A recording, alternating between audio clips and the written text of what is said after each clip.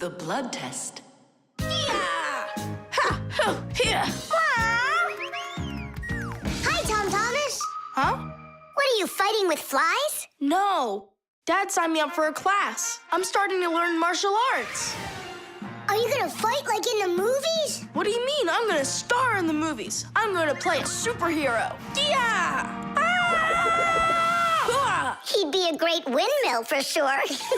Tom Thomas. Is first period free for you tomorrow? Yeah? Excellent. Then in the morning I can take you in for a blood test. Oh, blood test? Why do I need that? To make sure that you're healthy for your martial arts class. And remember, don't eat anything before the test. Don't worry, it's just a little needle. A little what? Mom! And what if I take some other kind of sport, like chess, for instance? Then I don't need a blood test? What's up? Are you scared? No. Mwah. I'm proud of you. Dad never told me I need a blood test. It looks like our superhero's a little scared. I think I'd be too. Blood sounds scary. Nothing scary about it. A human body has a huge number of little tubes called blood vessels with blood flowing through them.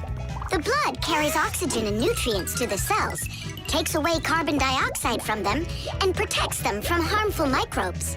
To be sure if you're healthy or not, it's often necessary to have a blood test. The most accurate results come from blood that is taken from a vein. The sample is analyzed to see if everything is all right, and if not, the doctor will prescribe a treatment. You see, it's totally safe. And there's nothing scary about it. Oh, blood should only be drawn on an empty stomach. What's that mean? It means no eating before the test. And what happens if I eat?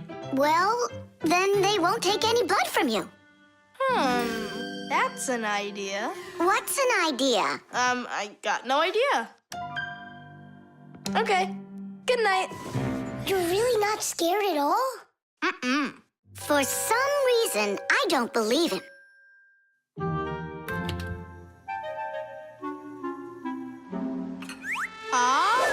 Huh? Hey, what's going on? You're not allowed to eat. Give it back! Oh, my mom's coming! Oh. Tom Thomas, did you forget? You're not allowed to eat now. Do I have to have this test? Go on. Go get yourself ready.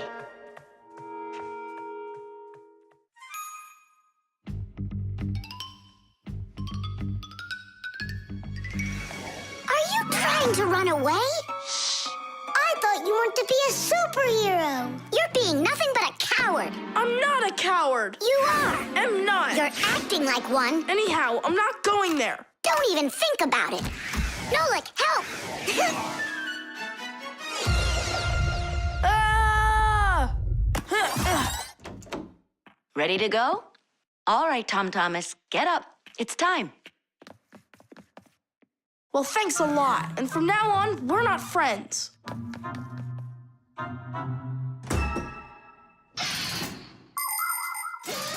Making an accurate blood analysis is not a simple task. Originally, this work was done by people that would examine a drop of blood under a microscope. Today, in modern laboratories, technicians analyze blood with the help of smart analyzing machines. These machines can do the job much faster, and they don't make mistakes like people can. After you give some blood to be analyzed, the test tube is sent on a real journey to reach the laboratory for analysis. In the laboratory, it moves from one analyzer to another, each one of them examining a different part of your blood. Then, all of the data is put together, and that's it. The blood test is done. You can get an email when the report is ready and check the results online, so you don't even have to go out to pick it up. Pretty cool, huh? Thanks to you, we just lost our friend. It's because he was being a coward. And if it's my fault at all, it's only a little bit. Fixies! Are you here? We're here. Look what I've got! A certificate for bravery. You had the blood test. And you weren't scared? Look! Way to go! So, are we friends again? Of course we are. All right. Then can you teach me a few of those moves? Yeah, sure. Wow! Yeah! The blood test. Yeah! Ha! Ho! Here! Hi, Tom Thomas. Huh? What are you fighting with flies? No. Dad signed me up for a class. I'm starting to learn martial arts. Are you gonna fight like in the movies? What do you mean? I'm gonna star in the movies. I'm gonna play a superhero. Yeah! Ah! He'd be a great windmill for sure. Tom Thomas. Is first period free for you tomorrow? Yeah? Excellent. Then in the morning I can take you in for a blood test. Oh, blood test? Why do I need that? To make sure that you're healthy for your martial arts class. And remember, don't eat anything before the test. Don't worry, it's just a little needle. A little what? Mom! And what if I take some other kind of sport, like chess, for instance? Then I don't need a blood test? What's up? Are you scared? No. Mwah. I'm proud of you.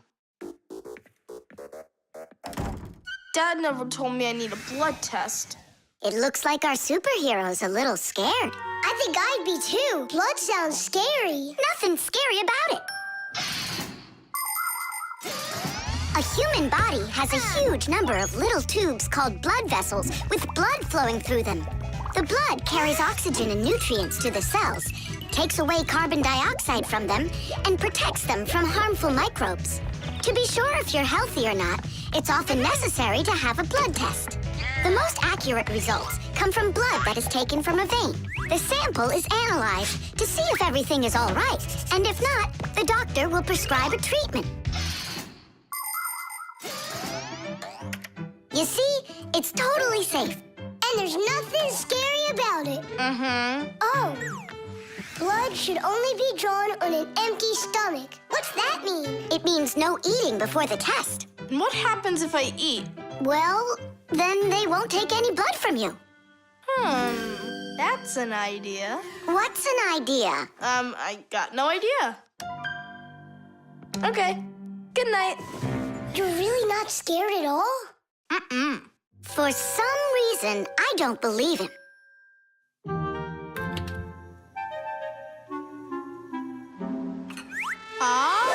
Huh? Hey, what's going on? You're not allowed to eat. Give it back! Oh, my mom's coming! Oh, Tom Thomas, did you forget? You're not allowed to eat now. do I have to have this test? Go on. Go get yourself ready.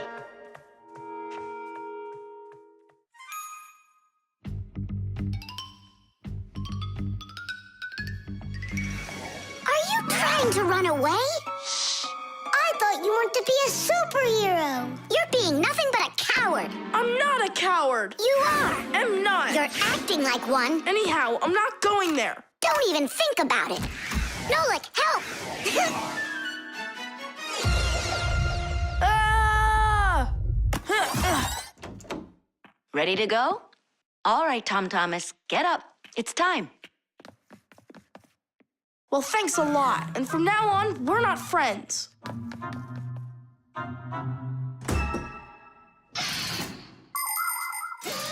Making an accurate blood analysis is not a simple task.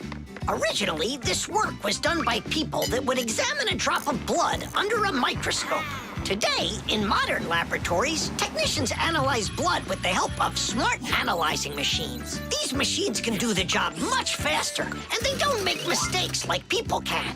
After you give some blood to be analyzed, the test tube is sent on a real journey to reach the laboratory for analysis. In the laboratory, it moves from one analyzer to another, each one of them examining a different part of your blood. Then, all of the data is put together, and that's it. The blood test is done. You can get an email when the report is ready and check the results online, so you don't even have to go out to pick it up. Pretty cool, huh? Thanks to you, we just lost our friend. It's because he was being a coward. And if it's my fault at all, it's only a little bit. Fixies! Are you here? We're here. Look what I've got. A certificate for bravery. You had the blood test. And you weren't scared? Look. Way to go. So, are we friends again? Of course we are. All right. Then can you teach me a few of those moves? Yeah, sure. Wow! Yeah! The traffic light. Red, yellow, green. All right, let's go.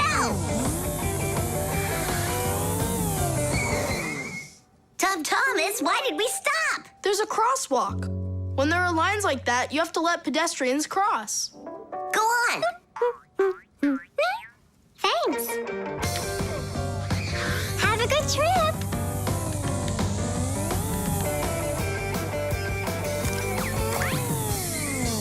Why do we stop now? There's no crosswalk. But that's a crossing gate, Fire. You have to let the train pass.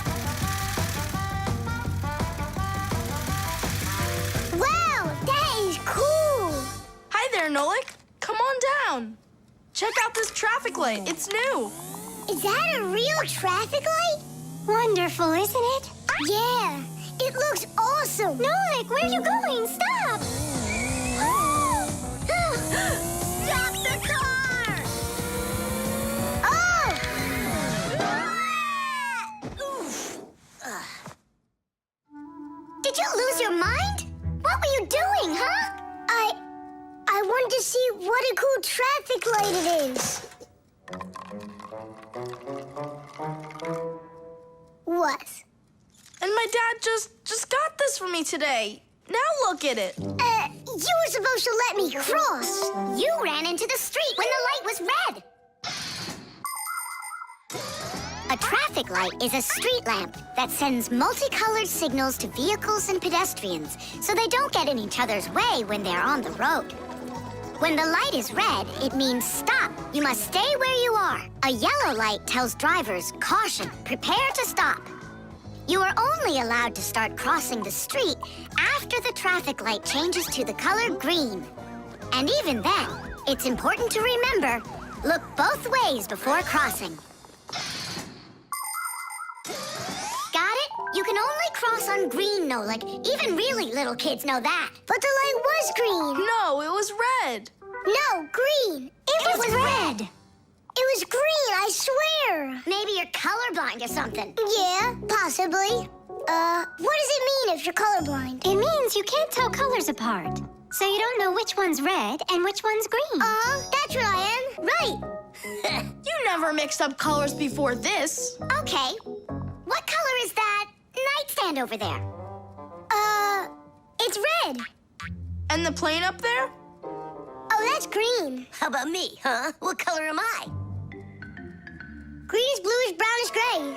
With polka dots. I'm what? It's true. He's colorblind. Poor kid. Told ya. Wasn't my fault. All right. We'll sort it out at home. And what are we gonna do with the traffic light? We can fix it. And we'll fix your car, too. All right. What color's the car? Purple? If you say so. We got work to do, so take a seat before you mix something else up. The road can be a dangerous place. There are so many cars and pedestrians on it, and all of them are in a rush to get where they're going.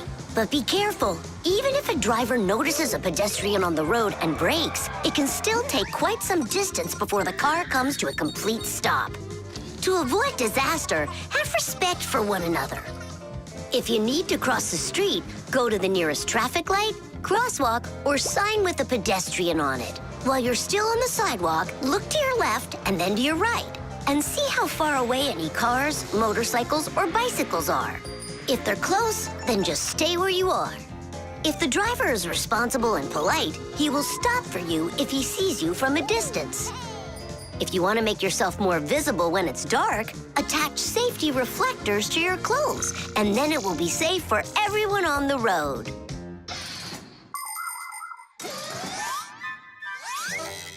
All fixed. Thomas, test it out. Turning the lights on. So, is it right? Yeah, take your places.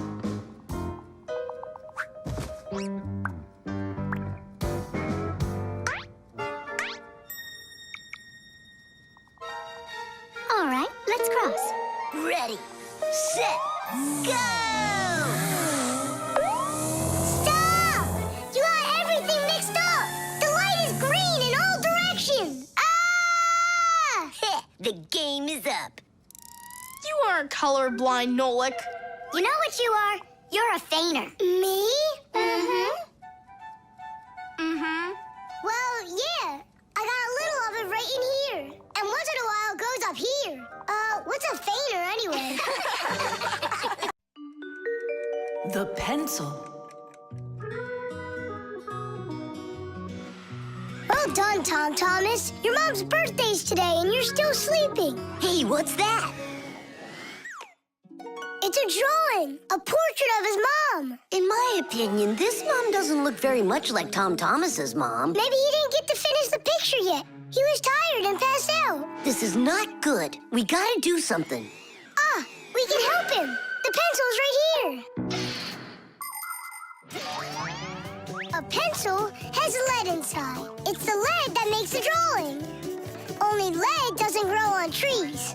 It's made out of a mineral called graphite that's mined out of the Earth's crust. But how does the lead get inside a pencil? It's simple. Pencils are made with rods of lead and 2 wooden boards. Grooves are cut into the boards, and the lead's placed in them. The halves are glued together and cut into pencils. The artist's tool is ready.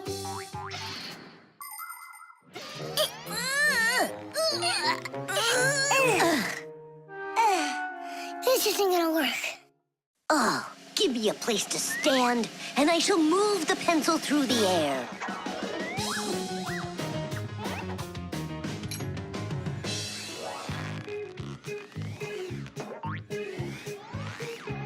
Try and get it closer to the drawing. You gotta lift it up a little. You gotta push it harder. Nolik, we're blockheads. Look, there's a pencil sharpener.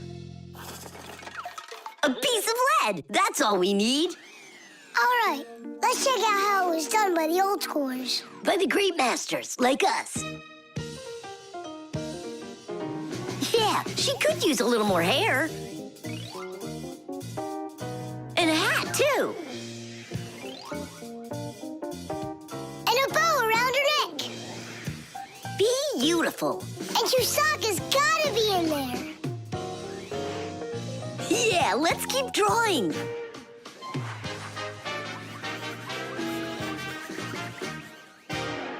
Tom Thomas, are you still sleeping?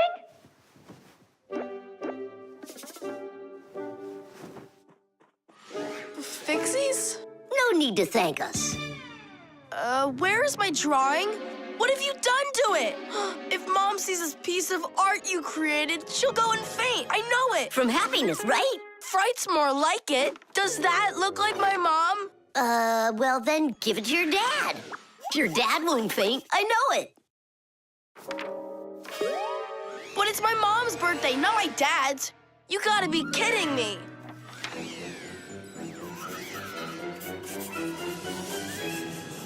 There's also a famous painting like that. It's called the Black Square. It's a classic. You don't think she'll like it?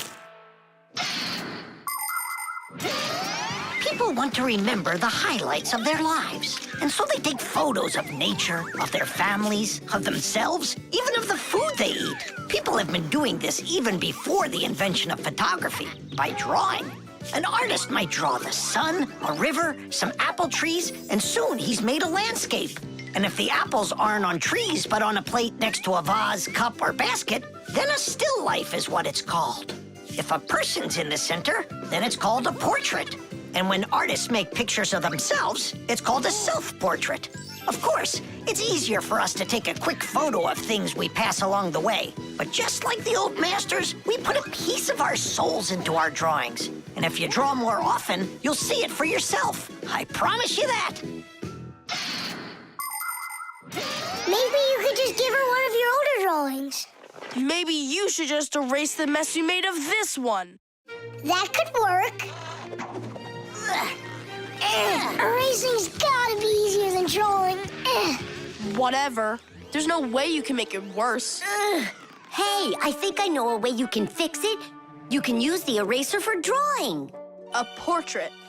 Portraits don't seem to work out too well for us. But a still life drawing is a piece of cake.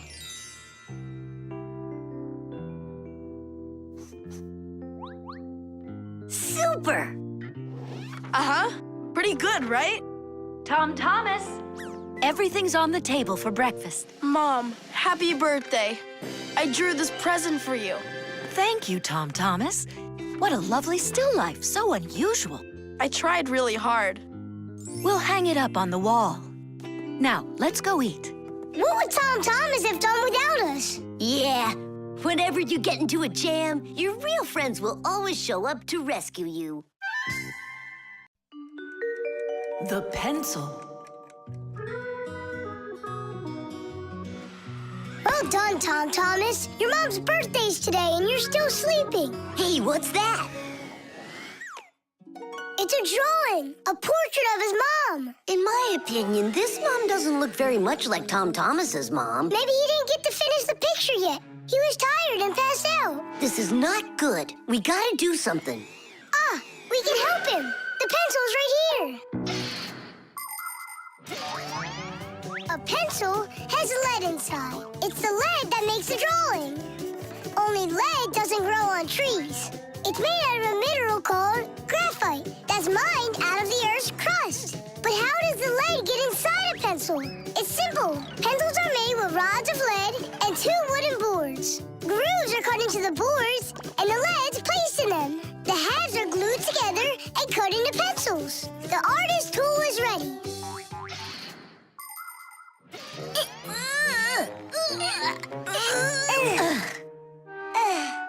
This isn't gonna work. Oh, give me a place to stand, and I shall move the pencil through the air.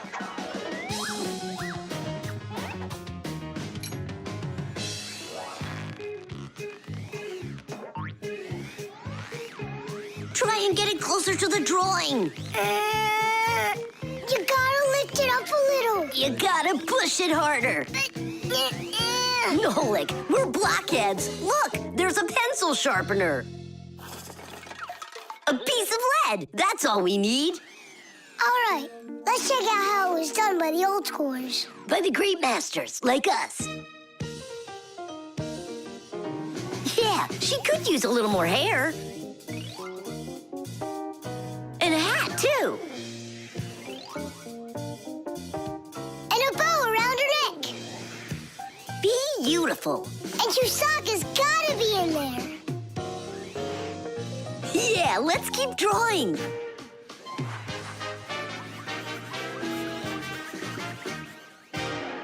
Tom Thomas, are you still sleeping?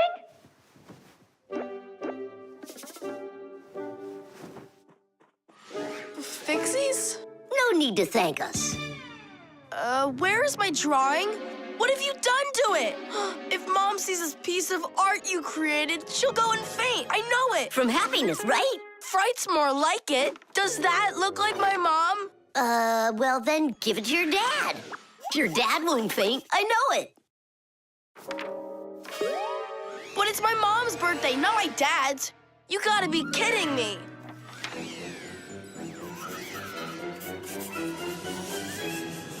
There's also a famous painting like that. It's called the Black Square. It's a classic. You don't think she'll like it? People want to remember the highlights of their lives. And so they take photos of nature, of their families, of themselves, even of the food they eat. People have been doing this even before the invention of photography, by drawing. An artist might draw the sun, a river, some apple trees, and soon he's made a landscape. And if the apples aren't on trees, but on a plate next to a vase, cup, or basket, then a still life is what it's called. If a person's in the center, then it's called a portrait. And when artists make pictures of themselves, it's called a self-portrait. Of course, it's easier for us to take a quick photo of things we pass along the way. But just like the old masters, we put a piece of our souls into our drawings. And if you draw more often, you'll see it for yourself. I promise you that. Maybe you could just give her one of your older Maybe you should just erase the mess you made of this one. That could work. Erasing's gotta be easier than drawing. Whatever. There's no way you can make it worse. Hey, I think I know a way you can fix it. You can use the eraser for drawing. A portrait. Portraits don't seem to work out too well for us. But a still life drawing is a piece of cake.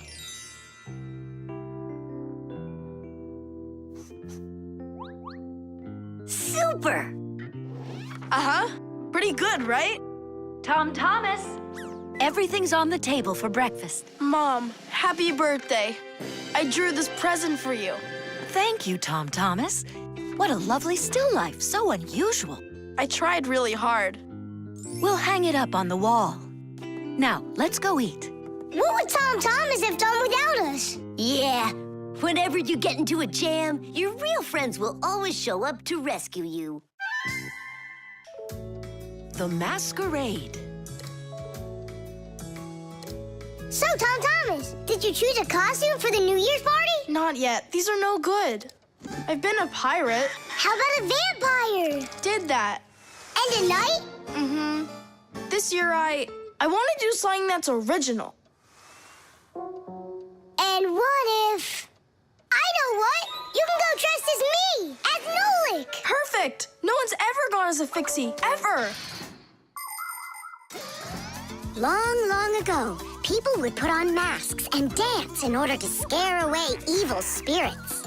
In ancient theater, actors would change masks to play a few different roles. Everyone liked the idea of hiding their faces behind mysterious masks so much that people started organizing fun outdoor festivals called masquerades. There are countries around the world, like Brazil and Italy, that turn into one big masquerade ball during the holidays.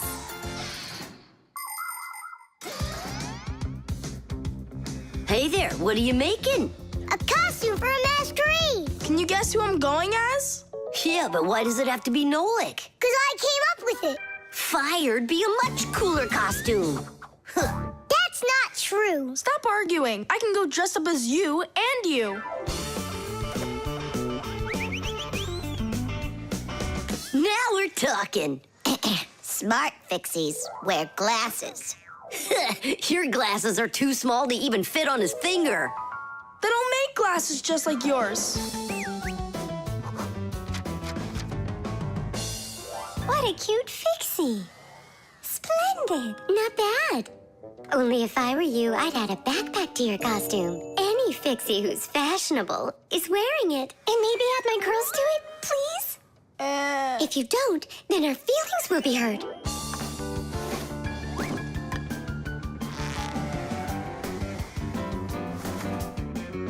Class. Did we cover everybody? Oh, we didn't include Simka. And where are we gonna find room for her? What can I do about it? I already gotta get going. Then let's just not tell her. See you later, Tom Thomas. Thanks, guys. Tish! What have you been doing all this time while I was busy loading up the confetti? We were doing our homework. And looking at this magazine? And talking. Yeah, all of that and more. That's gotta be the worst lying ever. Tell me what you're hiding. Have you lost your minds? Sorry, but there was absolutely no room left on Tom Thomas. That's not what I'm talking about. What is the #1 rule for Fixies? Well, what did we promise? We won't let out our secret. Right, but you just let it out. Now everyone will know. Tom Thomas wouldn't tell anyone about us. I hope he doesn't. Well, maybe. Everyone will figure that he's dressed up like some nutty candy. What kind of nutty candy has a backpack on and glasses? We're in real trouble. I thought the glasses looked sharp. So what are we gonna do now? Call the professor, right? Or we should call Grandpus or Papus. Ah! Don't panic. Let's wait till Tom Thomas gets back. There are many different types of masks, and some of them are very important. Medical masks are used by both doctors and sick people to reduce the spread of illnesses. Oxygen masks help people breathe. Fencers, hockey goalies, and boxers all use masks to protect their faces from being hit. The blue glass in a welder's mask is used to protect their eyes from dangerously bright light. Sea divers wear masks for swimming underwater. Without a mask, it would be very difficult to see the beauty of the underwater world. The masks that people wear at carnivals and parties, well, they're just for having fun and putting everyone in a good mood, or as a disguise, so that no one recognizes you right away. It can be a lot of fun to fool somebody like that.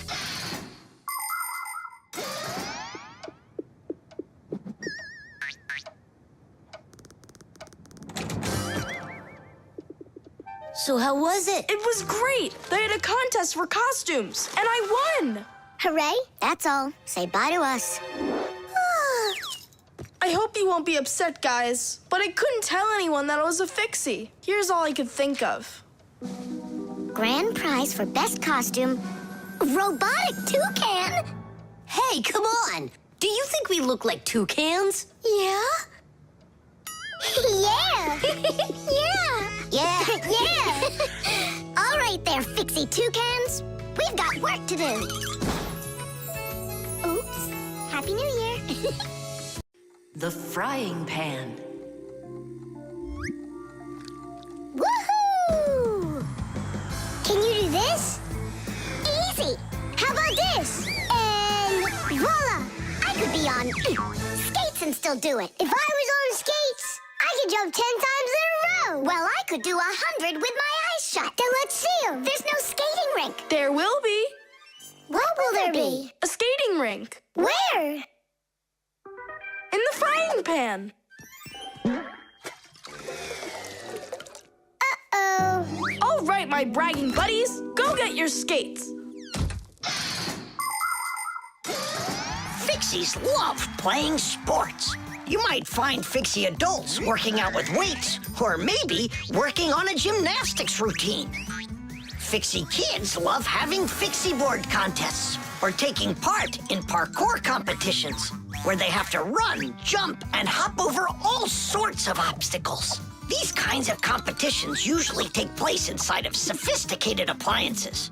Orienteering is held inside these appliances too. That's when Fixies use a map to follow a complicated route. And the route is quite exact. You can't make one wrong turn. But the Fixies' favorite game has got to be hide and seek. Nobody can compete with them in this game. You don't believe me? Watch.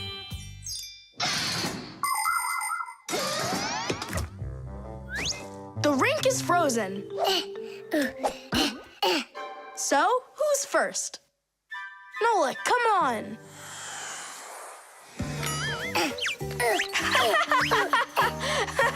Well, are you going to jump?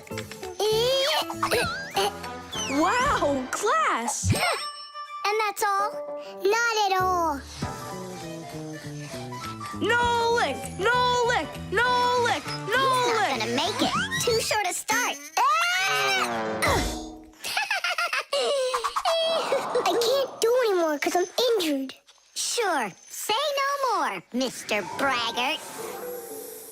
Then it's your turn, Simka. Now watch and see how it's done.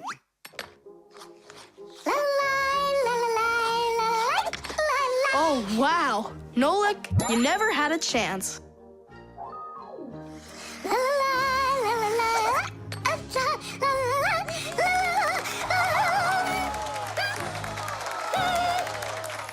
Just like always. She gets in my way, and now she's gonna win. Nolik, do you really want to beat her? Uh-huh.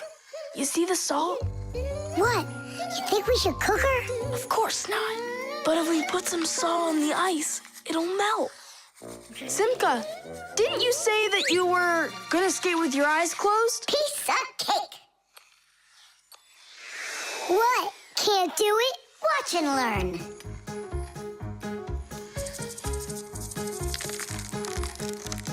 One. And two. Well done. And three.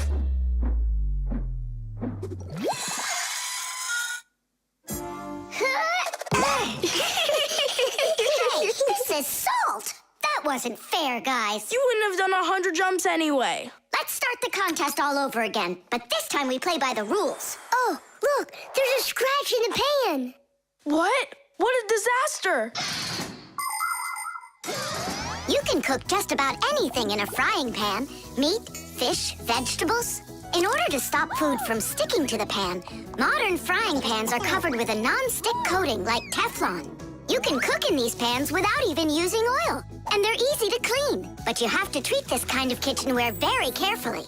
It's better not to use metal spatulas or forks that can scratch it, because you shouldn't cook food in a pan that has scratches on it. It can be really dangerous for your health. Yeah, this pan's completely shot. It's all because of your dumb bet.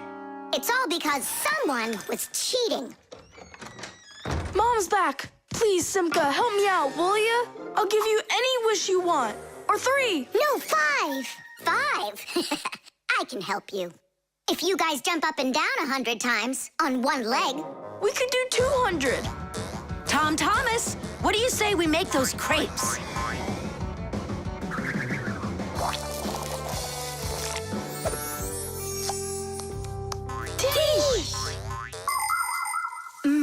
These crepes are perfect. I just love cooking with this pan. Why are you jumping? I want to make my legs stronger. Anyway, you never could have jumped 100 times in there. Bet on it? The frying pan.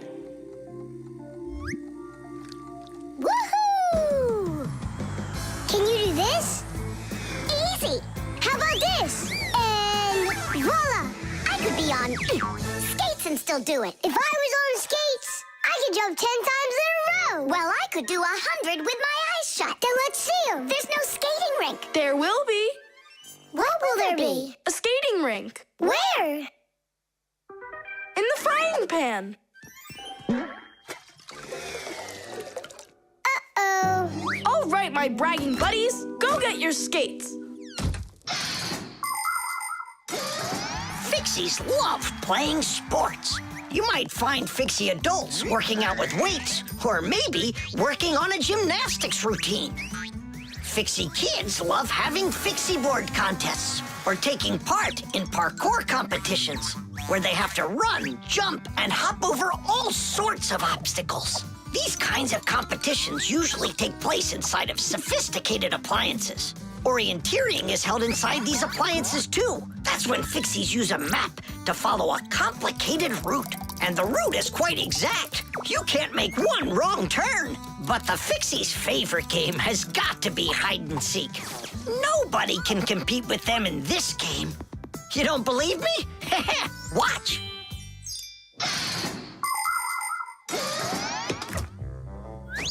The rink is frozen. So, who's first? Nolik, come on.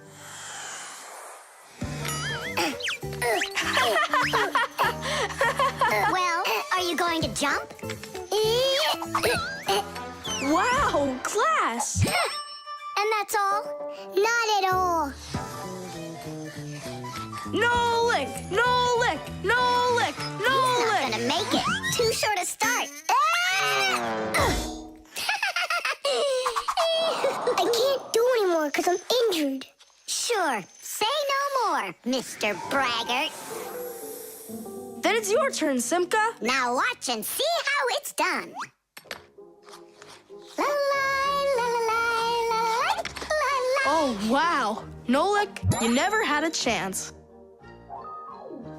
La la la la la.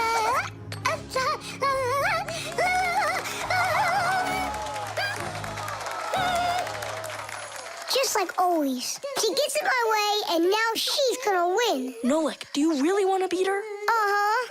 You see the salt? What? You think we should cook her? Of course not. But if we put some salt on the ice, it'll melt. Simka, didn't you say that you were gonna skate with your eyes closed? Piece of cake. What? Can't do it? Watch and learn.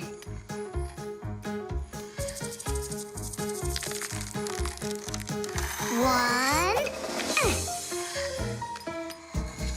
And two. done. And creep.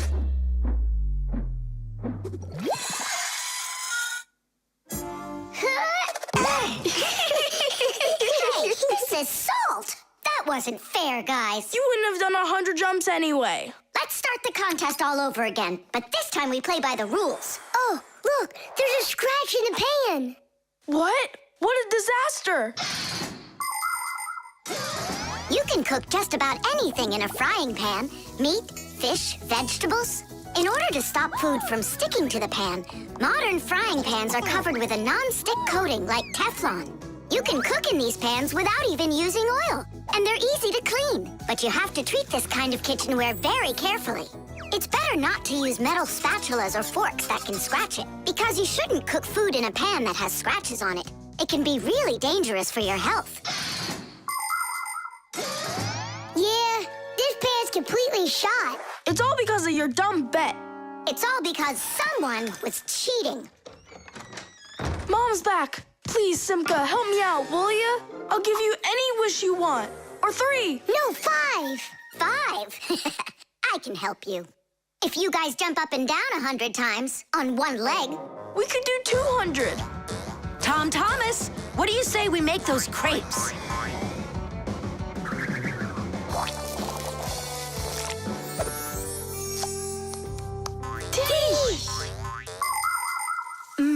These crepes are perfect. I just love cooking with this pan. Why are you jumping? I want to make my legs stronger. Anyway, you never could have jumped 100 times in there. Bet on it?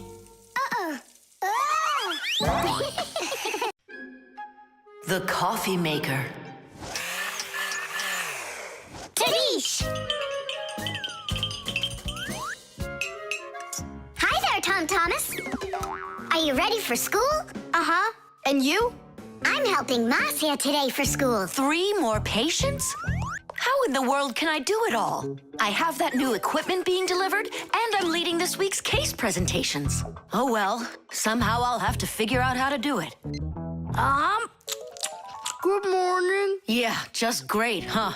I got work piled up to the ceiling. Okay, a cup of coffee is the only thing that can save me today. Now what? The last thing I need's to be late. The coffee maker started its cleaning cycle. She'll have to wait.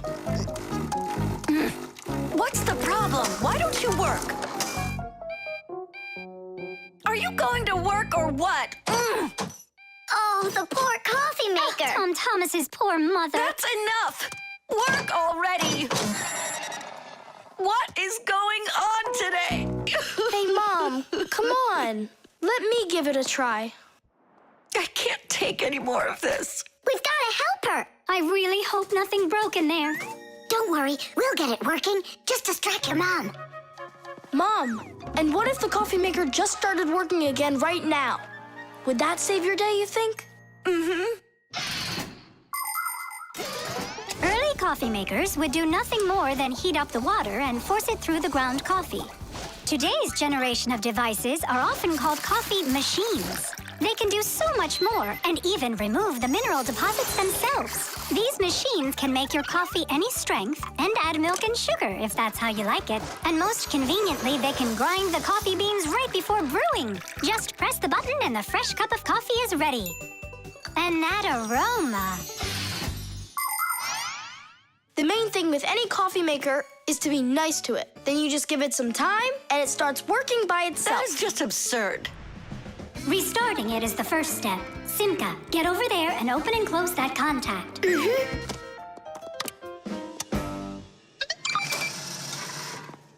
You see? That's what I was talking about. A coffee maker isn't alive. It's a machine, that's all. Then how come you hit it like you did? But if you're really nice to it and you pet it, Then she'll purr. hear that?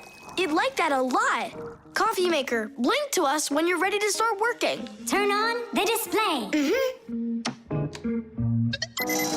See that? It answered us. It behaves like it's really alive. Well, coffee maker, make coffee. It's impossible. Tish! Time for a little surprise. Just don't give up our secret. You fixed it somehow. What's your secret? It's simple. If you handle appliances with care, then they'll take care of you.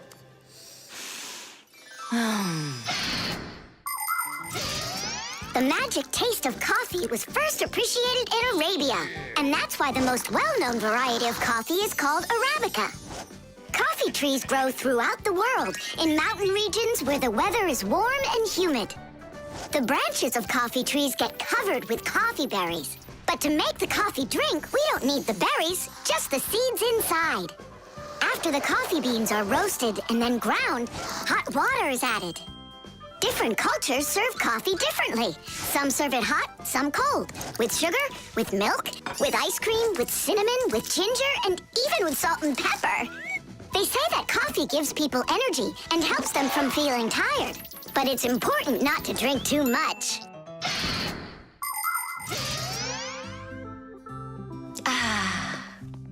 Tom Thomas, you're a powerful wizard. She believes it. It's remarkable. I can't believe an ordinary coffee maker can be so emotional. Poor thing. Forgive me, huh? And that's not all. If you take care of your coffee maker and you're nice to it, it can even sing a song. Oh, my dear Augustine, Augustine, Augustine. I've got to be hearing things. You've got me under your spell, Tom Thomas. Time to go. Augustine. Oh, my dear Augustine, Augustine. Why did you start singing? Sorry, I got carried away. And I got carried away. Sing me that song again, will you? Oh, my dear Augustine, Augustine, Augustine. Oh, my dear Augustine, everything's gone. The jewel. Tom Thomas, it's time to eat. Where did it go?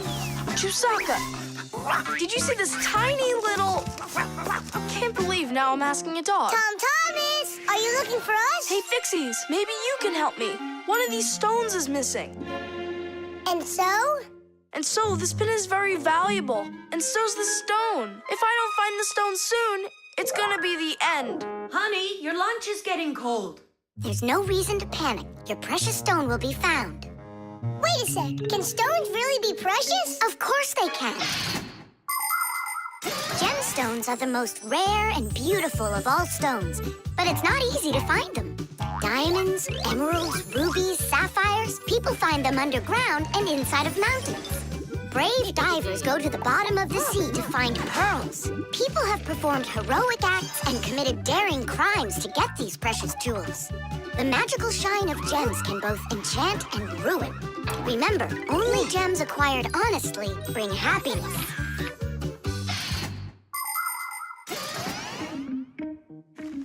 I can't find it anywhere.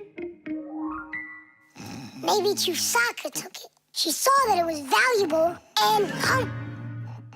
You're right. Chusaka, give us back the gem, all right? Give it back, we said. Why are you making Chusaka angry? Because she has to give the stone back. What stone, Simka? One that costs a ton. Dogs are supposed to keep treasure safe, but this one eats them. Maybe you didn't look carefully. For example, did you check inside that flower pot?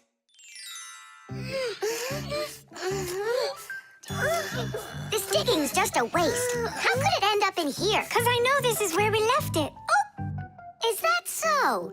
All right, spit it out. Look at this! A diamond!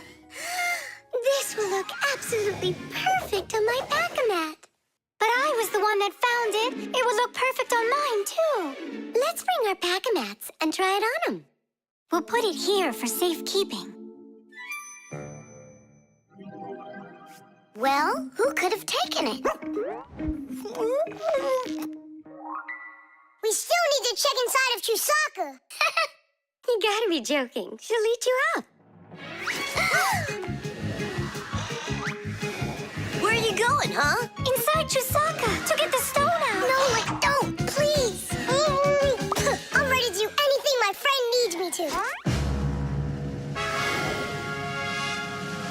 By any chance, are you looking for this? Where in the world did you find it?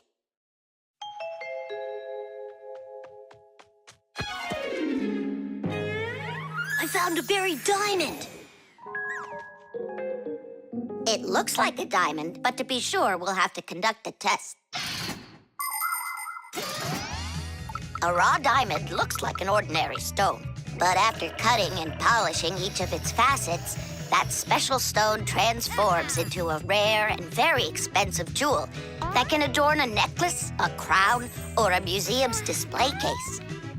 The truth is, only a small part of all found diamonds is used for jewelry. It's because a diamond is also the hardest rock on the planet. That makes it perfect for cutting glass. Diamonds are used in making strong drill bits and cutting blades. Many important medical instruments could not be made without them. With the help of diamonds, it's even possible to drill through a mountain when building a tunnel. That's just how valuable diamonds are.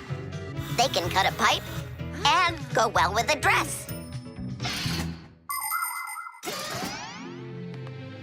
Isn't it pretty? Only it's not a... Tom Thomas, we found the stone! Oh. And now it's gone.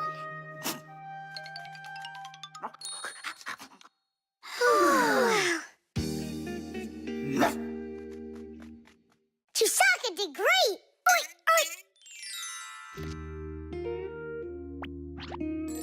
Thanks so much, Fixies. I was sure my precious present was gone. And who is the present for? Katya, I think she'll like it. I've got to tell you, Tom Thomas, that's not a precious stone.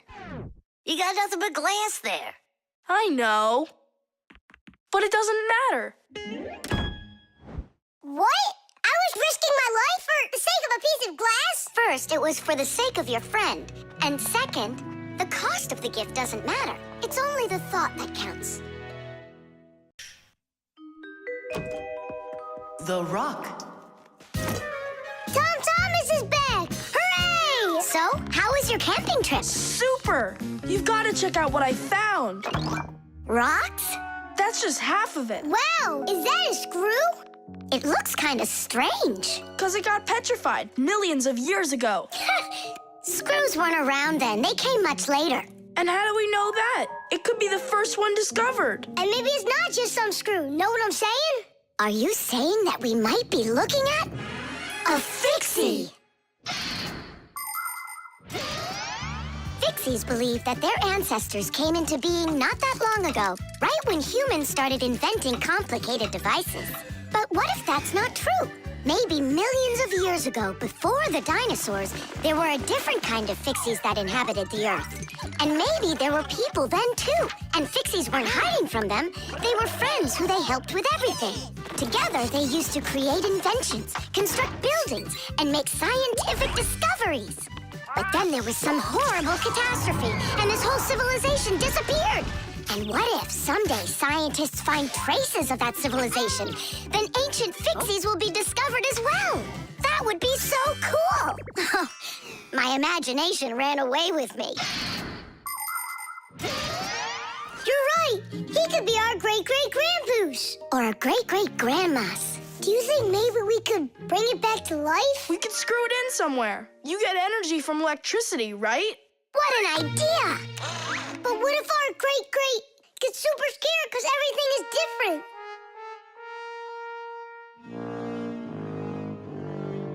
We can build him a prehistoric world to wake up to.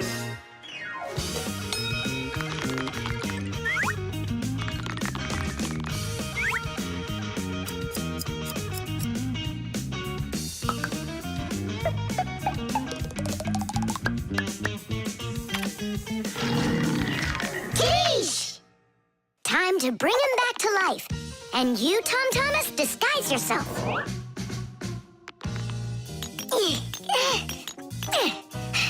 We'll break him like this. We need a different way to do it. We need more power for this.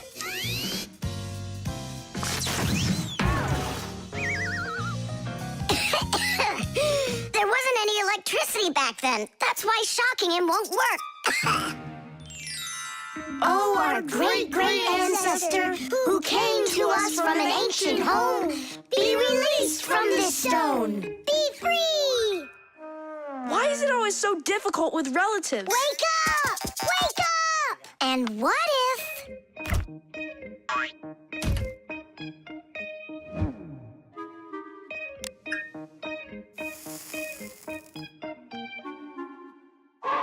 Yay! We've tried everything. This is just a waste of time. Let's sing that song about the screw. Our song. Nolik, it's never gonna work. You don't know that. We can at least give it a try. If you think a screw is nothing, take it out, but just beware. Everything will break without them, with no little screws in there. Look, it's moving. It's impossible. It really did. If you think a screw is nothing, take it out, but just beware. Tom Thomas, hey. Well, how was your camping trip? Seems to me quite a success. Yeah. So, let's see what you found there. Do you know what this is? Well, it's a rock. It isn't. It's the stalk of a sea lily, You mean a flower? an animal who lives at the bottom of the sea. Its stalk makes it look like a flower, like a lily. On planet Earth, there are lots of rocks. Some of them are hiding deep below the surface, and others appear with volcanic lava. Remember those fairy tales where an evil witch would turn everything living into stone? Well, it's really happened, just without any magic. Some prehistoric plants and animals were petrified way back when, and they've remained that way ever since. Thanks to them, we can get an idea about what life was like on Earth millions of years ago. And this one's a devil's finger, the squid's ancestor. How do you know all this stuff? When I was your age, I collected fossils and rocks. Let's go. I'll show you my collection. Do you think any of our ancestors were sea lilies? Shame. Why did I let myself get so carried away? There weren't any ancient Fixies in the world. But I still believe in them. They just haven't found the right rock yet. But they'll find it. I know they will.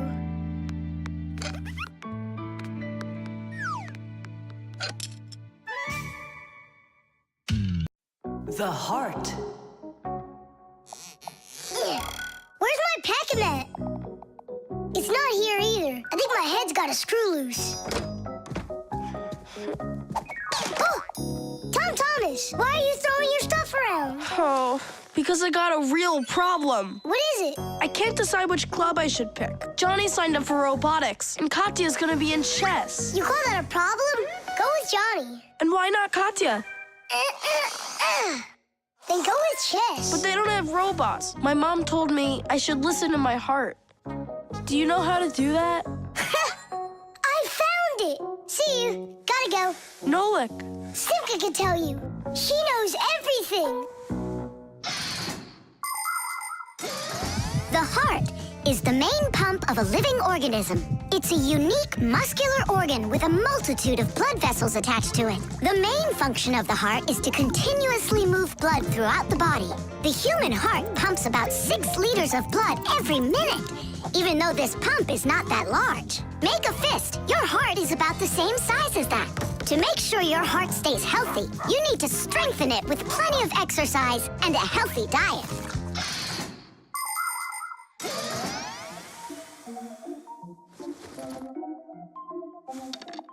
Nolik, please come help me. Why me? Tool is stronger. Huh?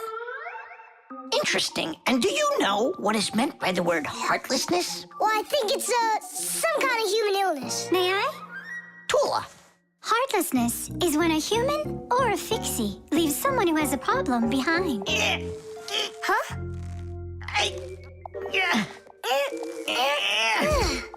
Thank you very much, young man. I mean, young Fixie. Heartlessness. Does it last forever? Of course not. We just need to help one another more often.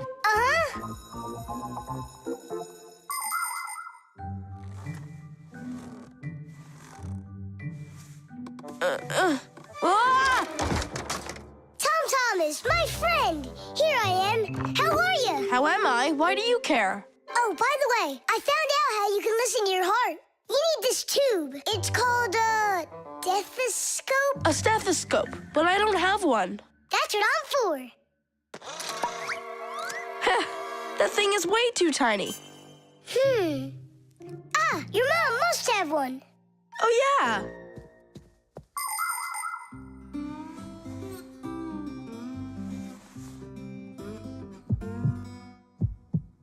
Well? It's beating. Loudly. And what is it saying to you? Not a word. And now? It's beating.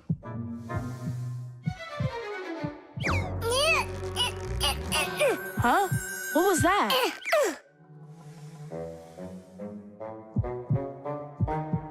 This is just absurd. A heart can't talk. You know what? Why don't you just try again?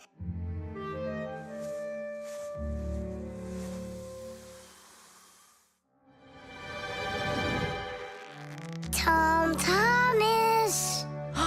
Who is that? It's your heart talking. Boom, boom. Can you hear me? Uh-huh. I believe that robotics is right for you. And what about chess? Who cares about chess? Robots are way cooler. This voice reminds me of someone. Heh, so that's what you look like, my itty-bitty heart. Well, I did it from the bottom of my heart. When a human is at rest, his heart beats between 60 and 100 times per minute. This rhythm is called the pulse rate. Place 2 fingers on your wrist or your neck. Can you hear it? Boom, boom, boom, boom. You can count the beats. When you're sleeping, your pulse slows down. But when you get excited, run, or get worried or afraid, your heart begins to beat faster and pumps the blood harder. Sometimes it feels like it's beating so fast that people say, "Oh, my heart is going to jump out of my chest." But don't be afraid, it's not going anywhere.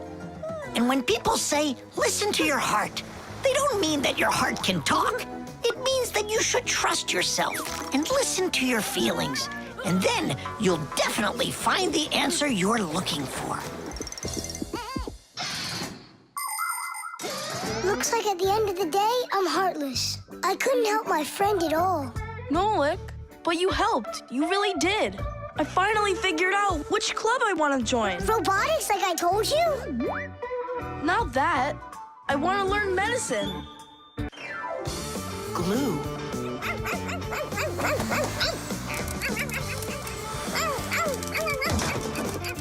Nolik, let's split up!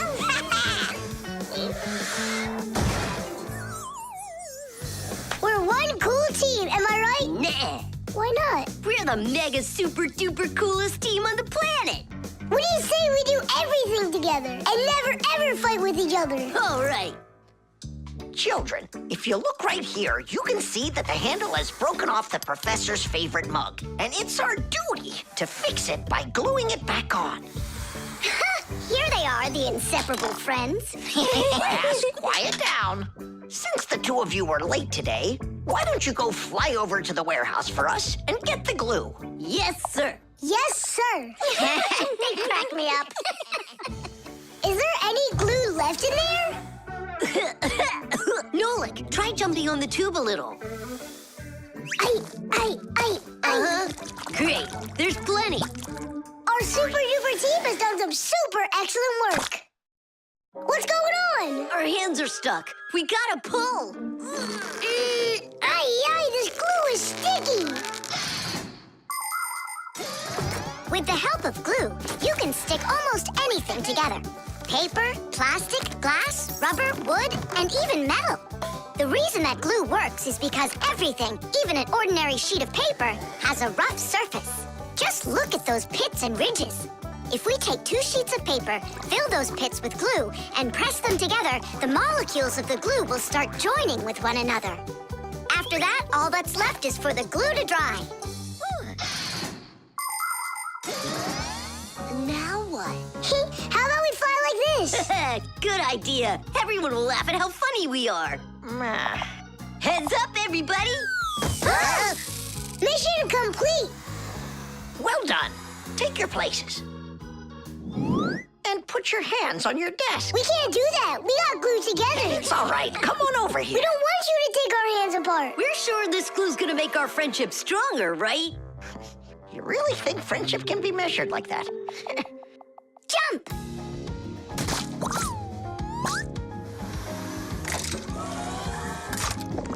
One, two, three, yeah!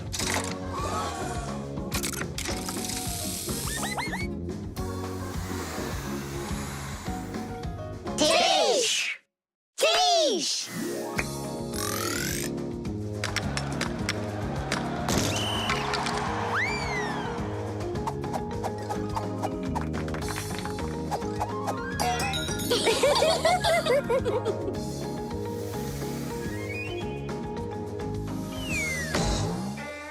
Come on, I need to go over there. Well, I need to go over there.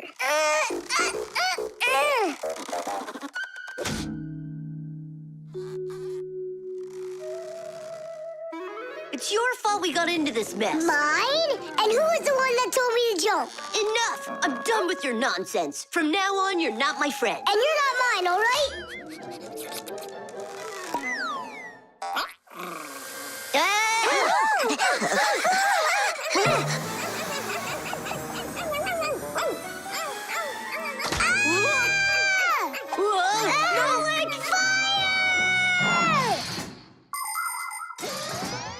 Like many of the common substances people use, glue was invented by nature itself. For example, fish glue their eggs together, and mollusks produce a sticky liquid that lets them stick to any surface.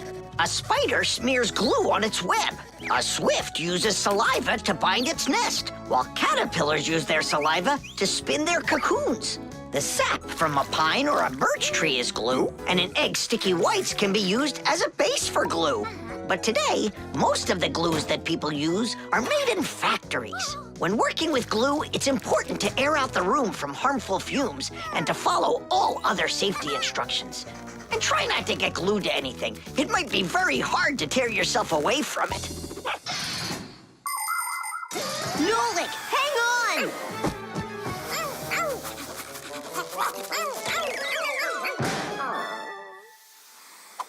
Fire! You just saved me! But how come we got unstuck? Maybe it was bad glue? No, we were trying to get you disattached for so long that the glue lost the adhesive properties it had. And our friendship? Did it also lose its properties? You know what, Nolik? I'm sorry. We don't need glue to make our friendship stronger. Peace. Peace. Oh, Uh-oh. gotcha. The solar eclipse. All right, here we go. Tom Thomas! What's that for? There's a solar eclipse today. Look, and I'm gonna watch it. That's so cool. And what do you need the box for? Simka, did you forget? It's dangerous to look straight into the sun. Huh? It's so dark. How long until it starts to get dark? Half an hour. We'd be happy to help you out with that, wouldn't we? Only one thing I don't get. The light will be gone? Like gone forever? How did you come up with that? There've been plenty of eclipses before this one. In outer space, everything is in a state of constant movement. The Earth revolves around the sun, and the moon revolves around the Earth. Sometimes the moon gets in between the sun and the Earth and covers the sun. And so, for a little while, the sun no longer appears as a bright glowing sphere, but a simple black ball. This phenomenon is called a solar eclipse. But a solar eclipse can only be seen by humans and Fixies that are in its shadow while it's happening. But anything could happen. Like, what if something gets stuck? Then, would it stay dark forever? And when has that ever happened? It's happening now! Nolik, either help us out or stop bothering us. All right, look. This is the Earth, here, and the moon, there. The flashlight's our sun. You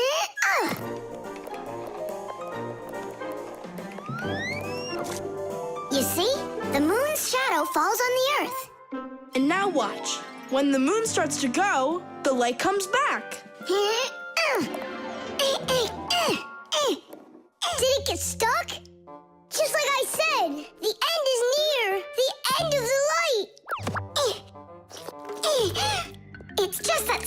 everyone should be more careful with the glue. It's possible to take an ordinary box and make a special device that was invented by people long ago. It's called a camera obscura. This clever invention was used by artists as well as scientists. It was the basis for the very first photo cameras. It's quite easy to make your own camera obscura.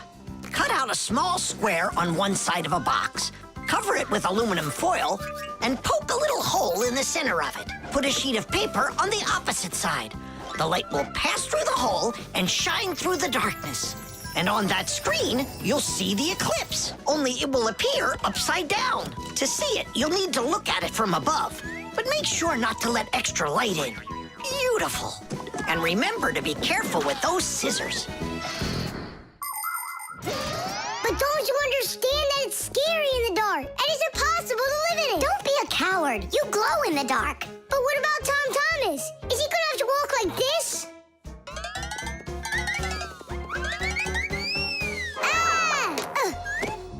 You'll be able to light up the way for him.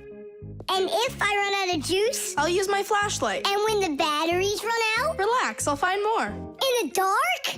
No, we have to get prepared right now.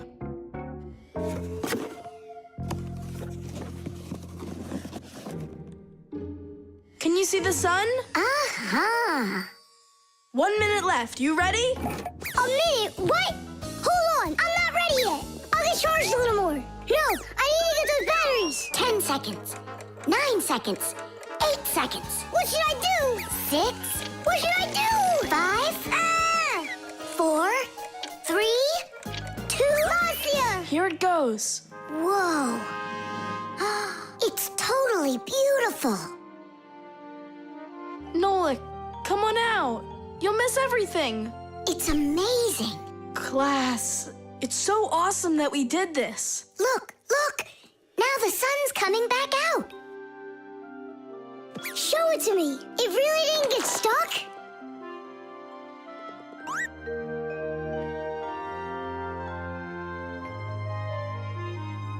You mean the whole eclipse is done? It was cool, wasn't it? Uh-huh. Only I missed the whole thing. Well, you'll see the next one, right? If you don't get spooked again. You're not going to throw the box away, are you? I'll save it for you. I can use it to store something useful. Batteries, for instance. What if tomorrow's the end of the light and Nolik's not ready for it? The telescope.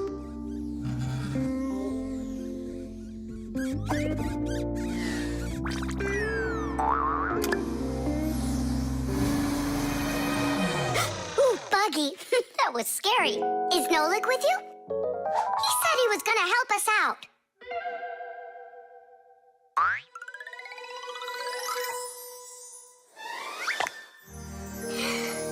Beautiful. Whoa, just look at all those stars. It's just like magic, this telescope. Splendid. The simplest telescope is a tube with 2 lenses. They gather and refract light. We look through a telescope at a faraway moon and see craters, mountains, and crevices on its surface as if they are very close. A telescope helps us examine stars and comets, distinguish the colors and shapes of planets, and find their moons. But it's only possible to look at the sun through a telescope if it has a special filter to protect your eyes from getting damaged. But what's really cool is that it spins. No, really. Well, should we get going? Aren't we waiting for Nolik? He'll catch up. I'm gonna leave him a note. Nolik, we're in the computer.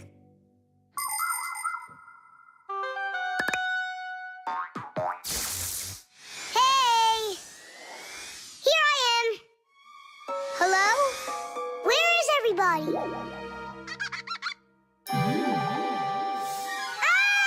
monster! Simka? Somebody help me! A monster ate Simka! He's in the telescope! Ate? She was here a minute ago. The only thing left of her is her Fixie tab! A huge monster, enormous, with sharp teeth and jaws like that! Mamma mia!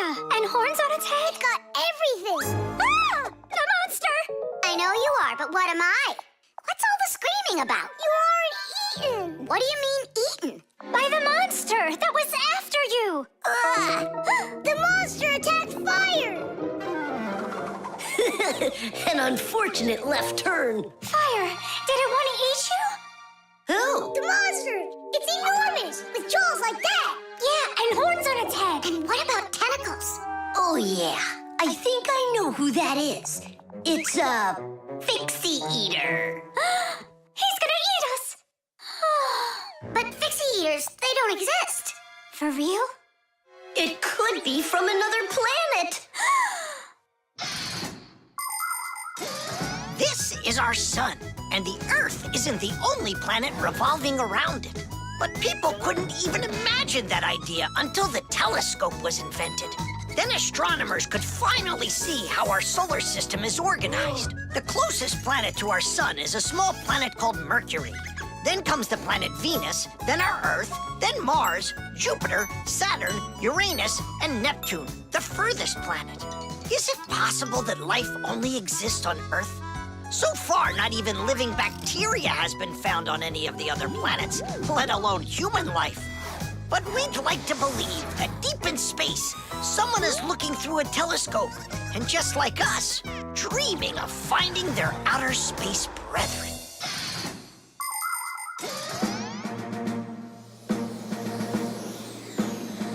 That's where it was. Come on out, Fixie eater.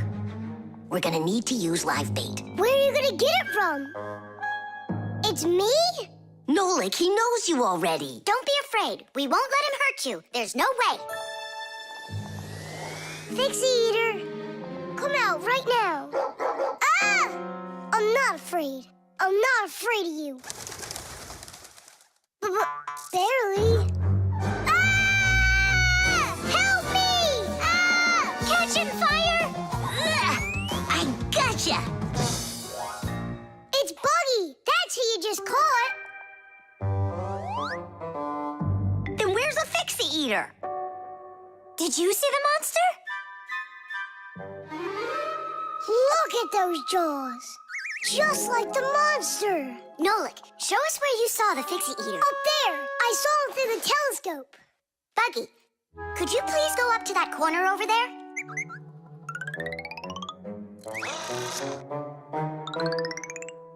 Uh-huh. And now yawn. Take a look. Ah! The Fixie eater! Or Buggy? What do you think?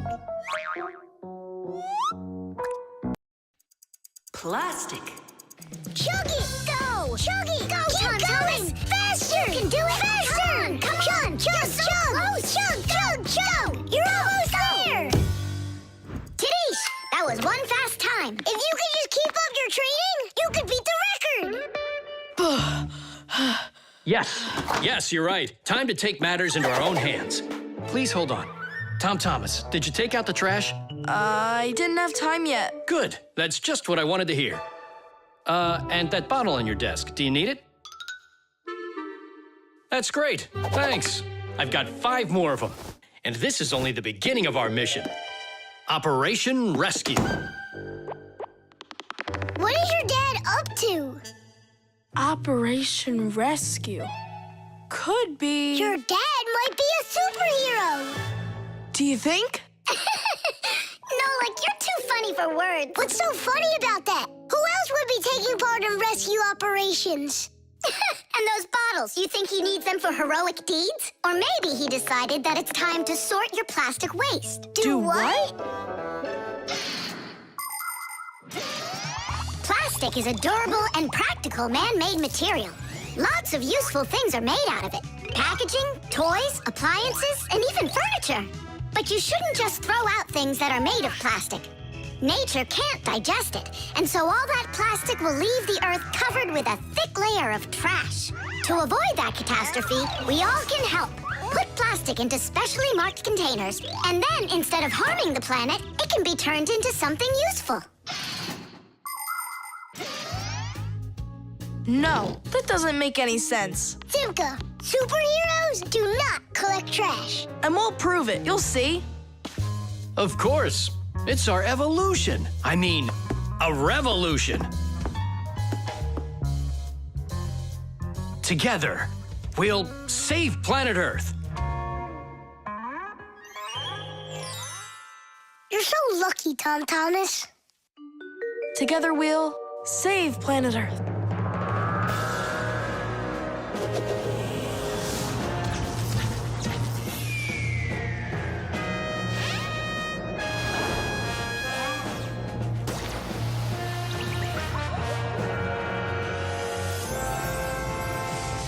Tom Thomas, do you have any more plastic in your room here that I can take? 1 second.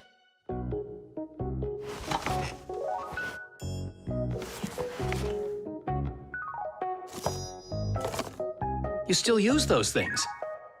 For such a noble mission, it's not a problem. All our useful things should be taken care of. Dad, I really want to do it with you. Want to do what?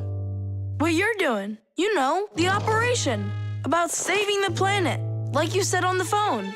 Ah, you mean sorting out the plastic, don't you? Sure. I've got a couple of these boxes filled up already. Will you help me take them to get recycled? Really? What for? Just dump it out with the trash. Son, if we don't start doing what we can to recycle, I'm afraid our planet will become one big dump.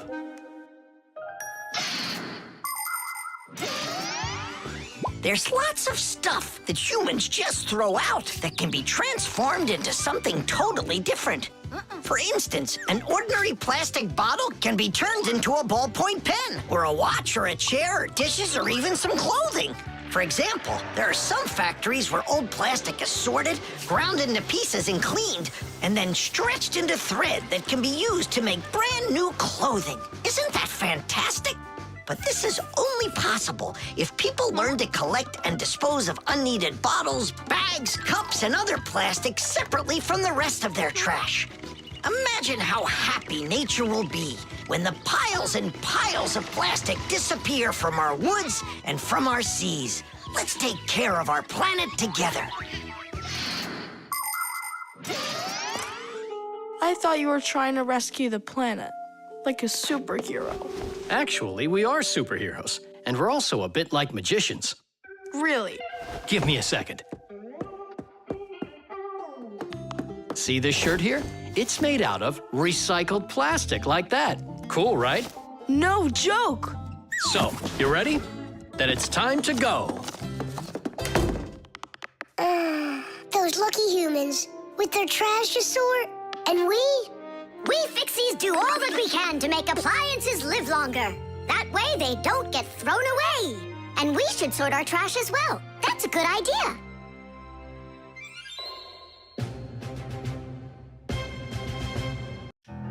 The time machine. Oh, wow!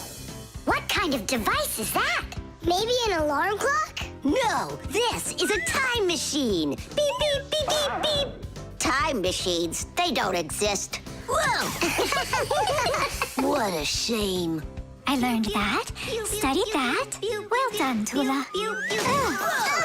What did I just bump into? What do you mean, what? Into a time machine. But I thought time machines aren't for real. Of course they are. You get in and take off for the future. Or the past. Splendid. Lots of us would love to be able to travel in a time machine. Maybe to go back in time and fix a bad grade, or to get a peek into the future. Of course it would be interesting, but time travel isn't possible, and thank goodness! Just imagine how mixed up everything could get. Someone brings back a dinosaur from the past, while someone else brings aliens from the future. No one would need to invent anything. Appliances would sit unused, and Fixies would have no work to do. It's awful! So you've got no idea of the answer. I studied this, but I don't remember. Too bad, because tomorrow we've got a hard test. Make sure you're prepared. I'm sure I'm gonna fail. You're gonna pass. You studied all of this, right? So you just need to stop worrying so much, that's all. I wish I could. Poor girl. How can we help her? Hey, I know how. This morning, Tula believed that thing over there is a real time machine. Sounds like an anti-scientific plan. Stop worrying. It's simple. We'll send you to tomorrow. You'll sit down, take the test, and come right back here. I wish I could go. It's like a dress rehearsal. The main thing's not to worry. Then what do I do? You just pull on that wire and you'll get them back. Well, time to go.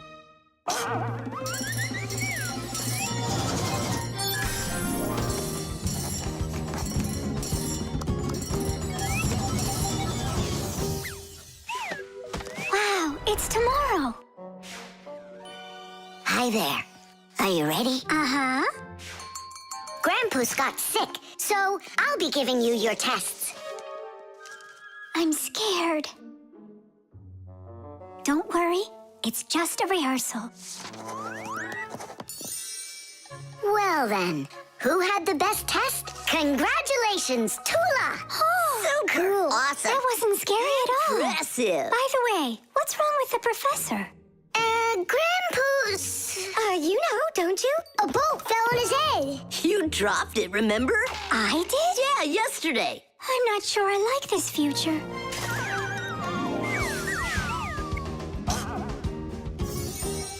Well, how did it go there? Later. But if you meet a Fixie, please don't let their secret out. Oh, Leave this on until tomorrow. what is this? Come back. No! If I do, I could hurt you. Me? What for? Wouldn't it be incredible to travel into the future and see what you will become? Unfortunately, that's only possible in our dreams. But if you have a dream and aren't afraid of challenges and setbacks, your future can turn out just the way you imagined. Do you want to become a champion? Then you need to start your training right away. Do you dream of becoming the best programmer in the world? Then first pull up that grade in math class. Do you dream of sailing the oceans? Then you'll need to do a lot of reading because a captain has so much he needs to learn. Start creating your future right now. And we Fixies will be right there to help you, making sure the machines you need to reach your dreams will keep on working for years and years to come. Hey there. Are you ready? Uh-huh. So far, everything's exactly the same. Tula, take this, please, It worked. and pass out the tests. You may begin.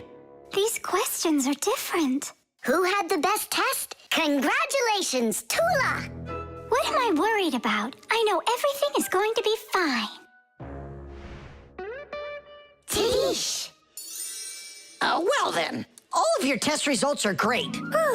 Only none of you could guess what this device is. What do you mean? Isn't it a time machine? No, it's for automatically watering plants, that's all. You see?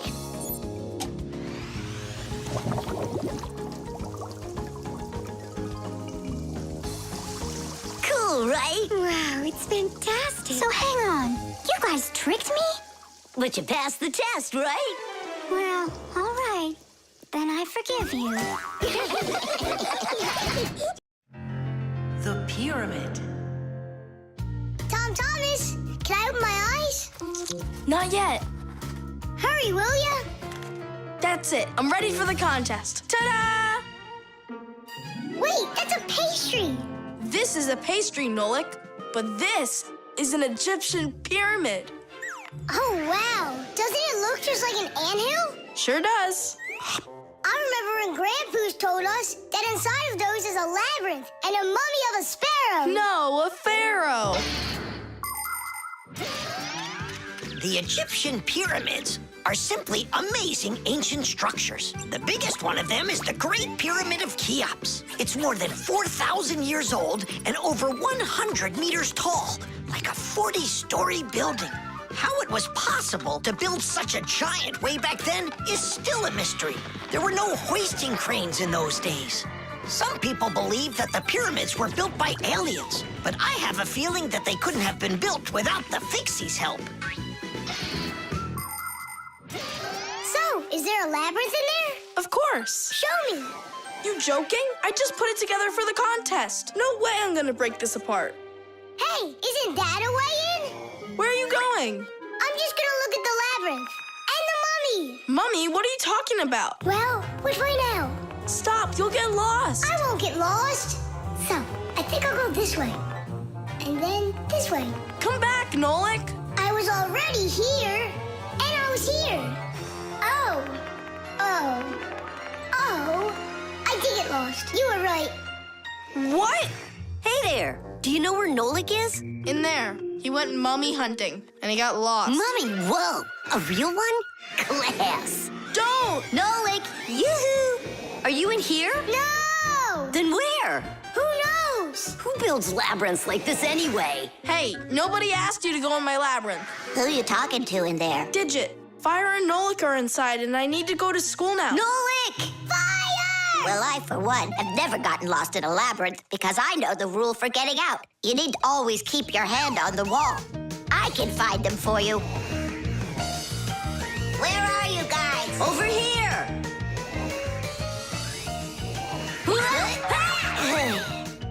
I forgot which of these walls I was touching with my hand.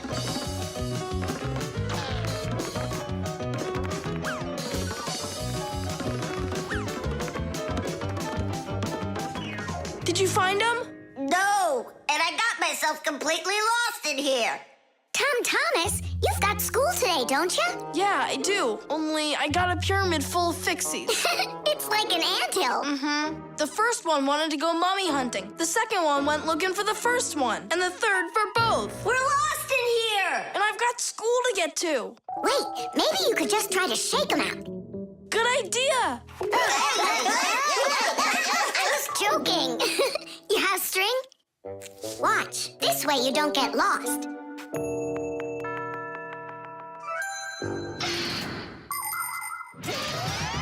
When you're going on a trip, think about how to keep from getting lost and how to find your way back. Don't just rely on maps and the GPS in your phone. Take a compass with you. It will show you the cardinal directions without needing phone service. You can also find north and south by looking at the sun, stars, or even an anthill in the woods. Take a good look. The slope that's gentler faces south, and the one that's steeper faces to the north. And if you find yourself walking through a labyrinth, don't get lost. Just walk with one hand always touching the wall, and eventually you'll get out. Another way to get through a labyrinth is to tie a rope at the entrance and unreel it along the way. Then you can follow its path back out.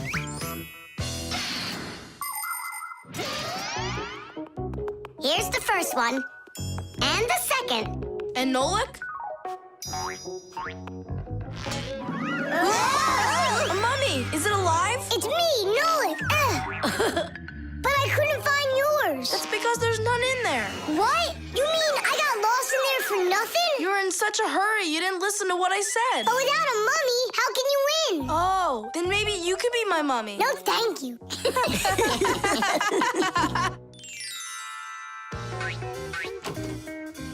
Well, did you win a prize? Uh-huh. My pyramid won. And here's a special extra prize for being the only one of us who knew how to get out of the labyrinth. Again? Another box of those pastries? That's fine with me. I really love them. They're awesome. I wish Fixies ate food. What a shame. Then I'll give some to your mummy.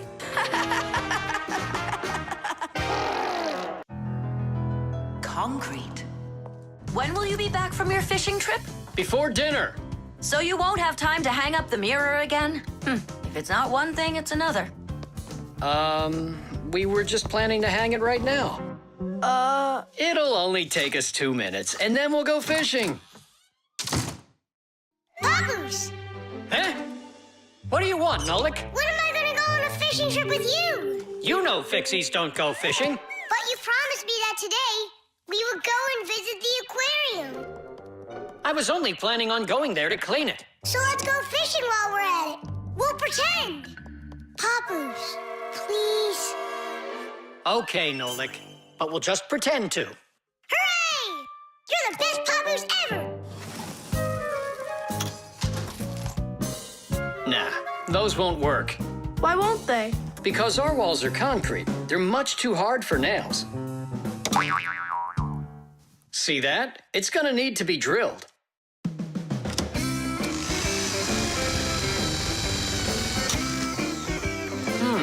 I guess we'll need to use a special drill bit that's right for this wall. Concrete is a very strong building material made out of small stones, sand, cement, and water. When the concrete mixture dries, it becomes very hard, like a solid piece of rock. For building houses, bridges, and other large constructions, reinforced concrete is what people use. To reinforce the concrete, it is poured into a mold with steel bars. When you drill into a reinforced concrete wall, you have to be careful not to hit the metal bars.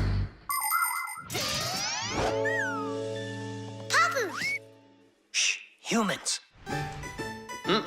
Not big enough. It won't hold up this mirror. But it's all we've got. So we'll have to go and buy another. That stinks. Means there's no time to go fishing now. Actually, I think this will hold it for a little while.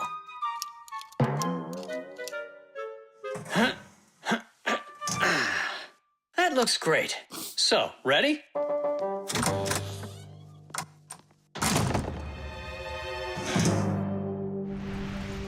Papoose, Huh? do we own fishing rods? We don't, but we'll figure it out.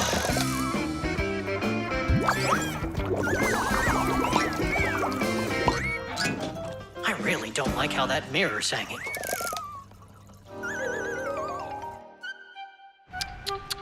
That's what happens when people are in a rush to finish.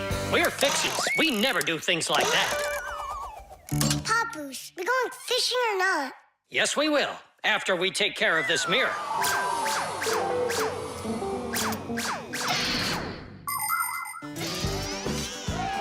In ancient Rome, volcanoes helped make concrete. After they erupted, people would mix the volcanic ash with stones, lime, and sand. This concrete was used in many of the famous buildings constructed in that time. For instance, the Pantheon with its concrete dome. And this one is the famous Colosseum. It was also made with concrete.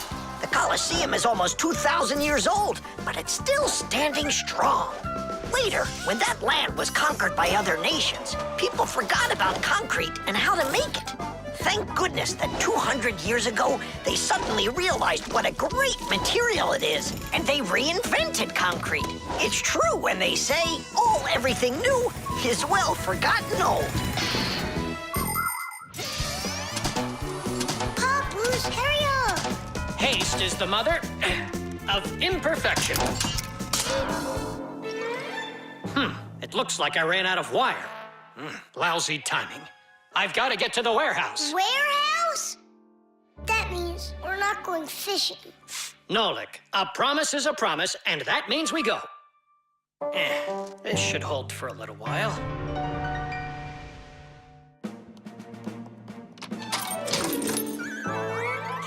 It's funny. We almost left without the fishing rods.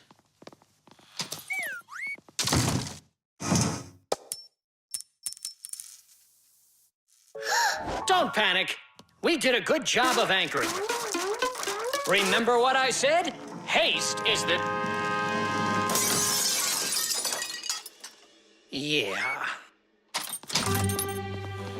Yeah, I'm not hearing things. Looks like a trip to the store after all. For screws? Yeah, and a brand new mirror. It looks like today's fishing trip's canceled. And ours is too, Nolik. At least the fish will be happy.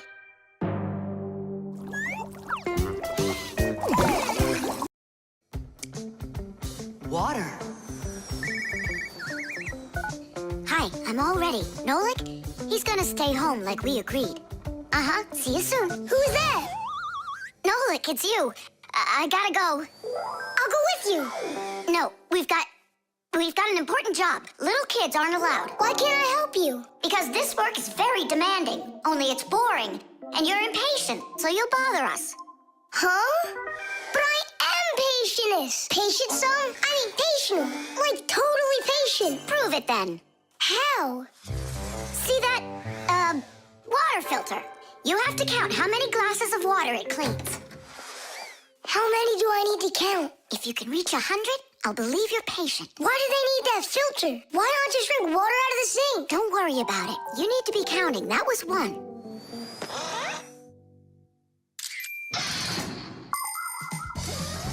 Without water, life is not possible. The human body is made up of 2/3 water. And people need to drink it all the time, but only when it's clean water. Water is transported from rivers and lakes into houses through pipes. Along the way, it gets cleaned of debris and dirt. But even so, this water might still contain toxic substances or harmful microbes. That's why people use filters to clean water for drinking. No bad stuff can get through this last line of defense.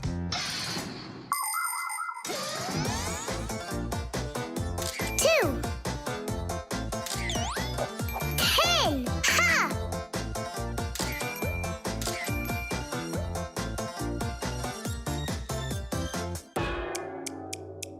Where did they all go?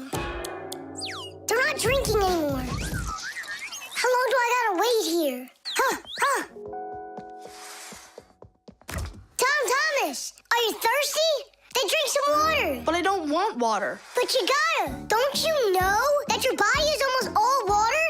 And so? And so what if you run out of it? Then all that'll be left of you is just some skin and bones. Oh, that's what my mom is always saying, that I'm skin and bones. There you go. That's why you need to drink water. Drink some more. And some more. Come on. That's all. I ran out of room. You have to have plenty of room left. Why do you care about how much water I'm drinking? Because I gotta count how much water's going through the filter. I really gotta. Yeah, and what? It's gotta go through me for you to count it? I'm totally full. What am I supposed to do? I've been waiting here in the kitchen all day, but nobody's drinking. What's going on? The filter is broken. You gotta call Simka right away. 415, 416, 417. 418, 419. It's an emergency! What? The filter's burning! You're really funny, Nolik. Simka, he's not joking. Something's going on over there. We gotta hurry.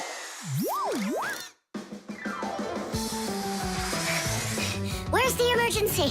Look! So, what's going on here? Great. Now we're stuck fixing the filter. It's not broken. The flashing red light is an indicator. It means it's time to replace the cartridge in the filter. Since ancient times, people have been coming up with ways to remember things or to not mix things up. Knots on ropes were used as reminders that it was time to pay back a debt or reap a harvest. People would cut notches into trees to help remember numbers. Later, people invented the abacus, calendars, and day planners. And now, things are even easier because devices can give us reminders. Alarm clocks help people get up on time. A loud oven timer can save a pie from burning. The green light of an indicator shows that a device is turned on and ready to be used. A red light shows the opposite. Today's smart appliances can tell their owners what they need to do. Without them, humans can be so absent-minded.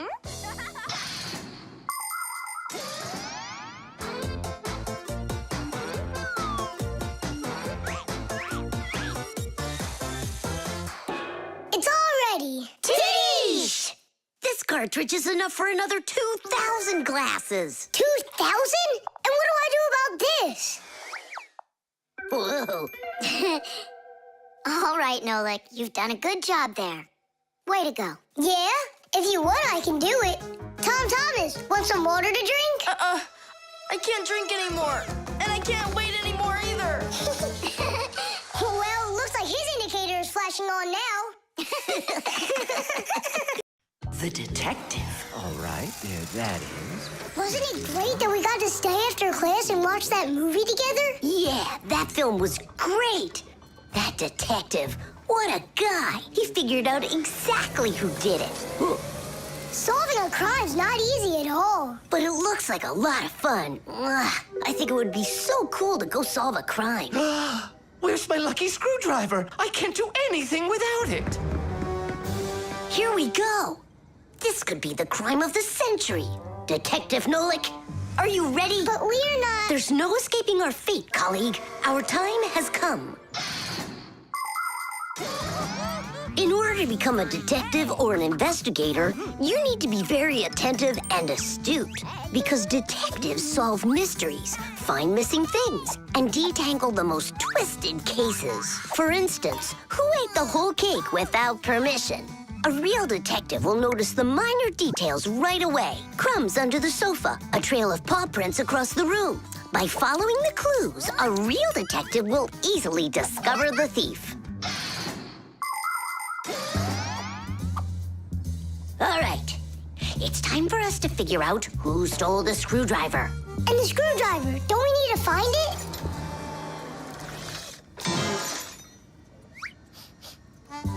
Not now. First, let's find the thief. Oh, look at that. It's Digit. Digit? Why are you back at the laboratory? Our school classes are over. I want to talk to the professor. I came up with the coolest thing to make. What cool thing? It's a secret. That's a bit hard to believe. All right now, suspect. What were you doing after school? What do you mean, suspect? There must be some mix-up here. You're trying to dodge the question? You want to change the subject on me? That's it. I'm leaving. No screwdriver, no experiments. Well, you want to take over for Eugenius, and that's why you stole his lucky screwdriver.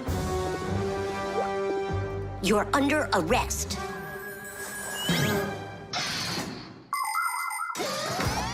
The main qualities of a detective are intelligence and logic.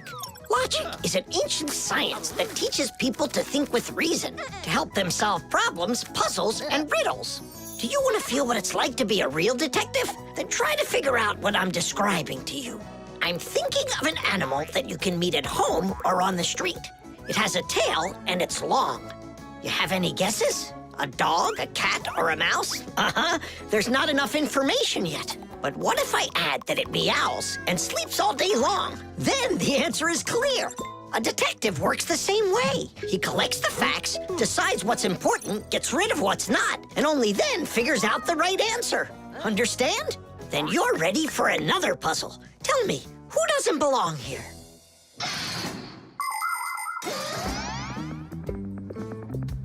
Are you gonna talk? What funny mustaches you got there. Oh, it's a party, right? Mm-hmm. They arrested me. Is this a game you're playing?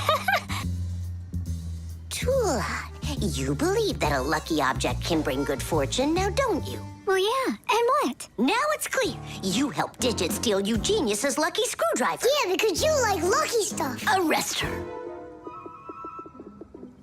Tula, how long do I have to wait? Simka, you gotta see this. We caught the criminals who stole the screwdriver from the professor. Cool, huh? Just awesome. Let's go, Tula. She stays here, under arrest. Yeah, I got it. Come on, let's go.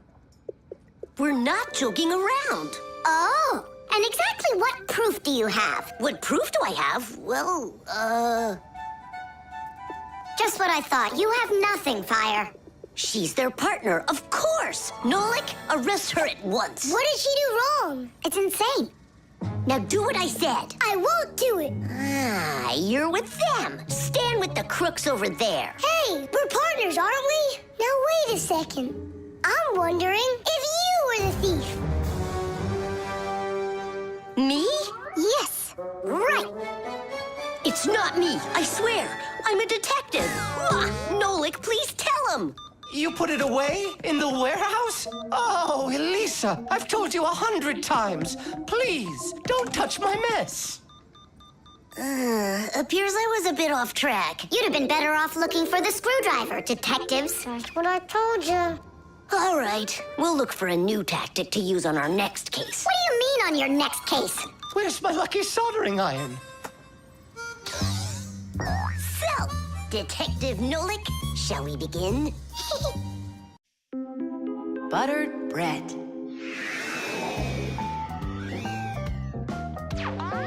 Tom Thomas, it's not right to eat when you're playing a game. I know your mom told you that. Come on, stop distracting me.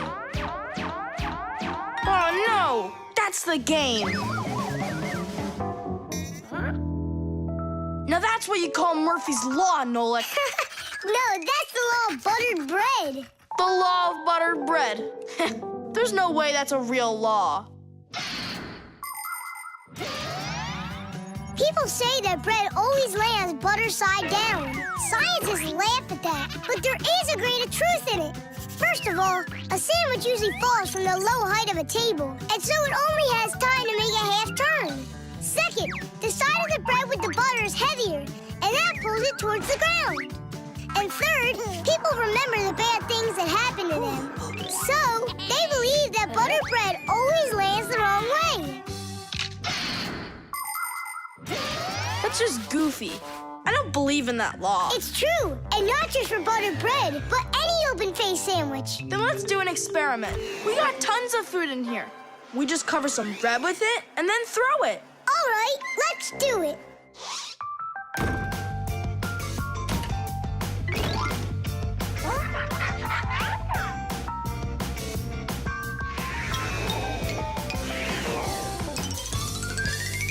Didish!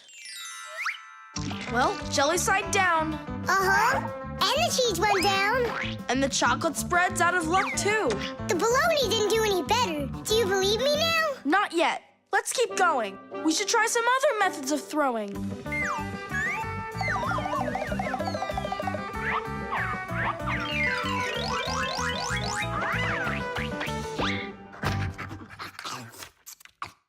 Oh, that's everything. There's nothing left. No, there's still some turkey. Where did you see that? Here it is. Take some from this plate instead. Your mom already cooked it. Hey, turkey, show them how you're supposed to fall.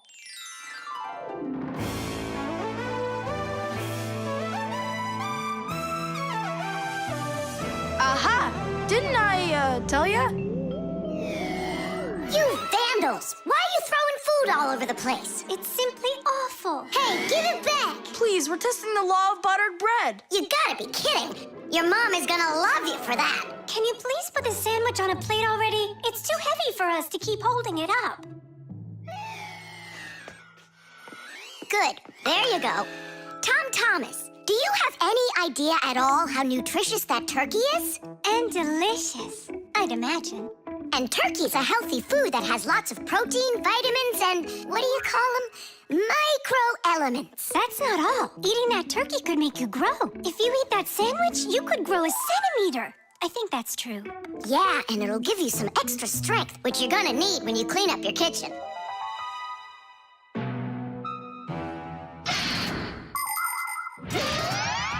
Humans eat food not only to make them strong, but also to grow and develop.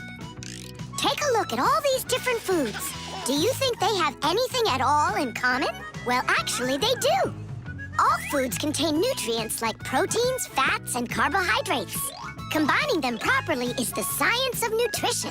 Foods with fats and carbohydrates give humans energy, while those with protein are essential for helping children grow. People love to eat food that is delicious, fresh, and assorted. Try to eat all sorts of good foods like salads and soups, cereals, potatoes, vegetables, and meats, and not just sandwiches. But when it's time for a little snack, a sandwich can be just right, and it's so easy to make.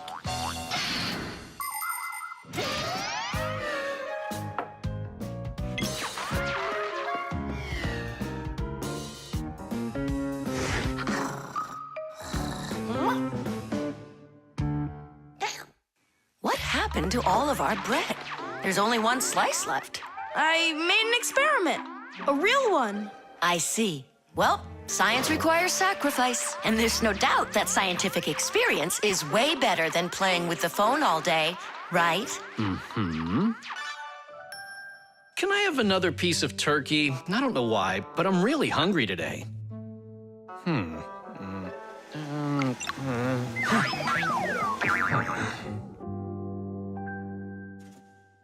No, that's what I call Murphy's Law. No!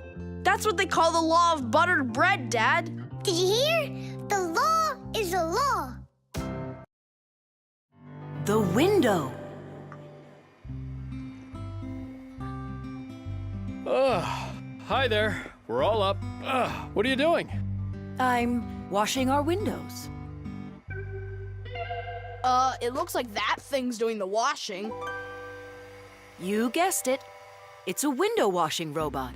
I borrowed it from a neighbor to try it out. We should buy one for ourselves. I don't get it. We've already got one robot.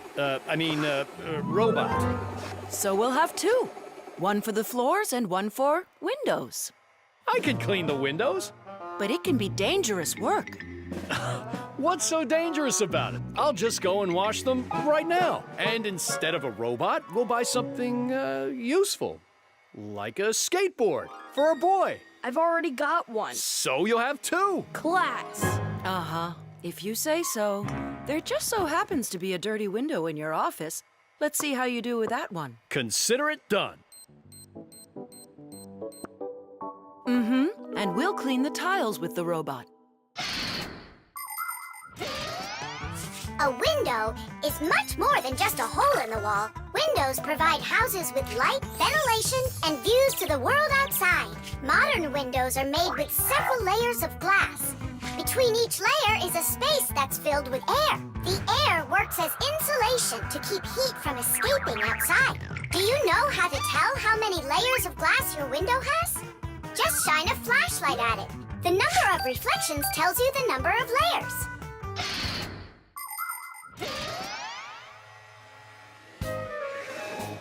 Whoa, what an amazing appliance! Let's go and take a closer look. You really buy me a new skateboard, Dad? That's what I said. But first, I've got a window to wipe. All right, robot, we'll show ya. Tom Thomas, Dad can show him himself. We really live on a super high floor. Yeah, but the robot isn't afraid of heights. I'll start from this corner. It'll take you forever that way. Admit it, the robot works better. We won't. We're gonna win this thing. Hey, what is he doing? I'm not sure.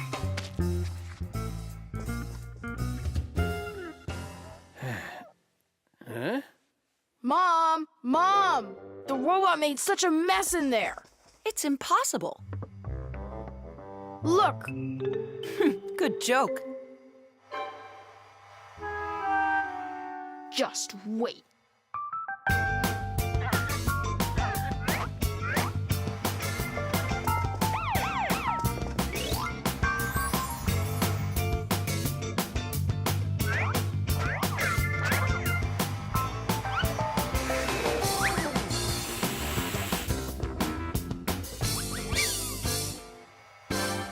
I don't get how you're cleaning it. Easy. You can talk? You gotta be kidding. And you are misbehaving. You guys? You're the ones trying to stop me? You tried to make the robot look bad, so we had to defend it. It's only because my dad told me I'd get a skateboard. Yeah? For doing a bad thing? Ah, aren't you ashamed of yourself? I am. You learned your lesson, and don't forget, Fixies look out for appliances. The dwellings of most ancient people had basically no windows at all. There may have been a hole up above for letting out smoke from a fire, but that was it. Later, people started splitting open their walls, but the openings were so small that very little light would ever get inside. The size of windows grew quite a bit over time. People would cover them with animal skins, fabric, paper, or wooden planks to protect themselves from the cold and the wind. When people learned how to mine valuable minerals, they began to cover window openings with thin sheets of a mineral called mica. Windows made of glass were very expensive, and only the richest people could afford them for their homes. But today, it's hard to imagine a window anywhere not covered in glass. Everything's washed. And what about the outside? Forget it. I quit. Would you wash the back with the robot? Yeah, consider it done.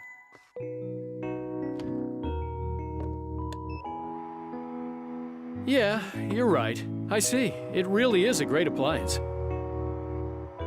And that washer's defender is even better. You're right about that. Sheesh! The helicopter. It's very important, and I need your advice. Sorry, I'm late. Oh, girls, I can hardly wait to see this. Here it goes.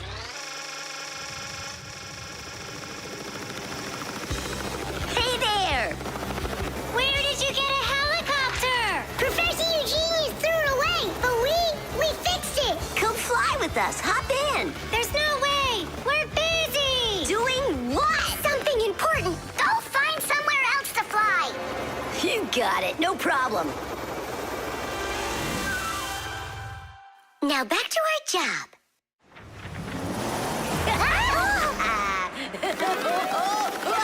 Stop it right now! You're bothering us, and you're going to fall. Land that helicopter. We can't do it. But you're flying it. Why can't you land it? Because there's the controller.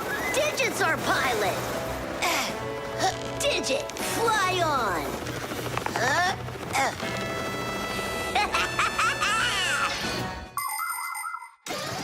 Helicopters fly with the help of propellers. The biggest one is called the main rotor blade. When the engine turns it, the rotor pushes the air with such a powerful force that it lifts the helicopter up off the ground. Of course, helicopters can't fly as fast as airplanes, but they have the ability to easily land on a small patch of ground. And unlike airplanes, helicopters can hover in the air for a long time and even fly backwards. Digit, turn us to the left. No!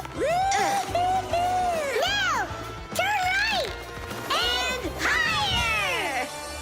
Digit, Fire and Nolik are being dopey, but you're smart enough to know it's dangerous. Just land it. Hang on. This is one amazing rotor-driven machine. Leonardo da Vinci himself had a design for one, and now look who's controlling it. It really is impressive. You're a total ace on that controller. And so smart. And brave. The girls really like boys like that. That's how I roll. Sure, yeah, you're great. Now land it. Digit! Oh! The wall! Nolik, don't panic. We're gonna have to jump. Whoa! What about me?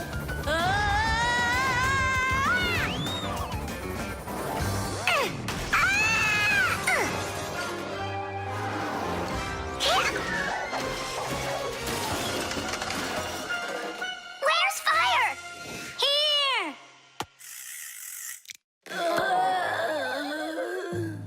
You could have crashed. And if it wasn't for us... If it wasn't for you distracting our pilot, everything would have been okay. A real pilot, you know, shouldn't get distracted. And first he has to learn how to fly on a simulator, right, Digit? Uh-huh. That's true, but we don't have one. Don't go anywhere.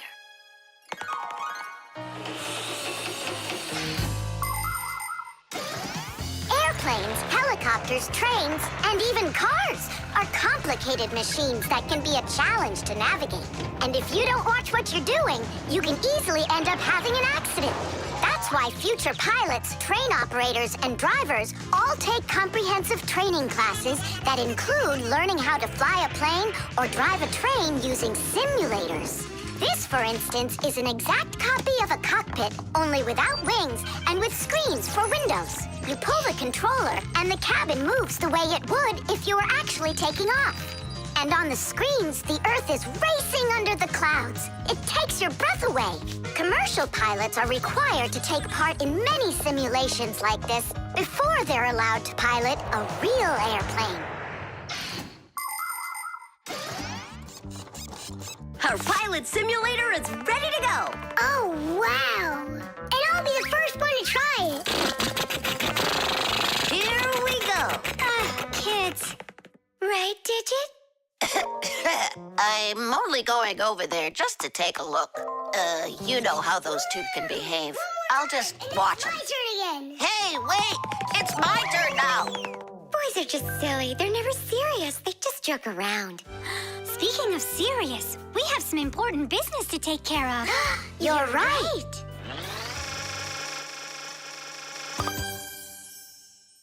I figure out where I should put them. What about on the pack-a-mat? Oh, that's a very serious problem. Yeah, this is really important, not something silly like those boys are doing. The backpack.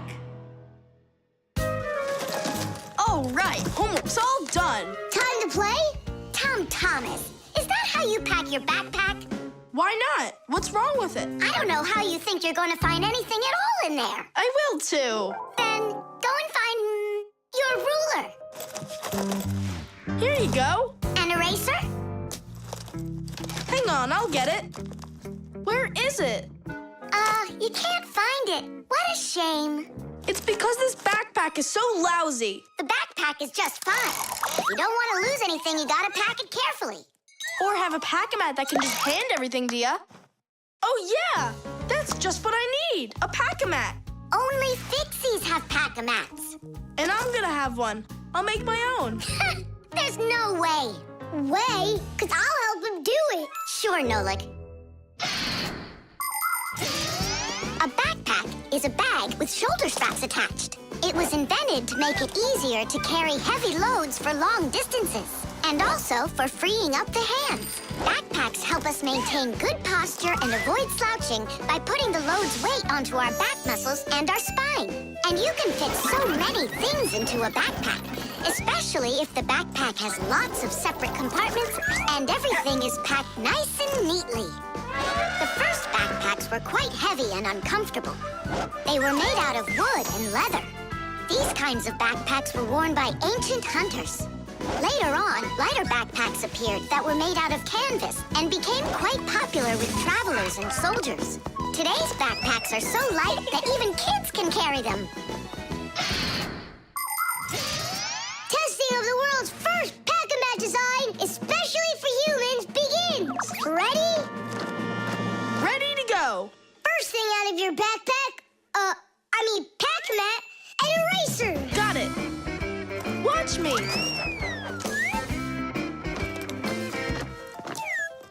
Cool. A pen, your blue one. Got it.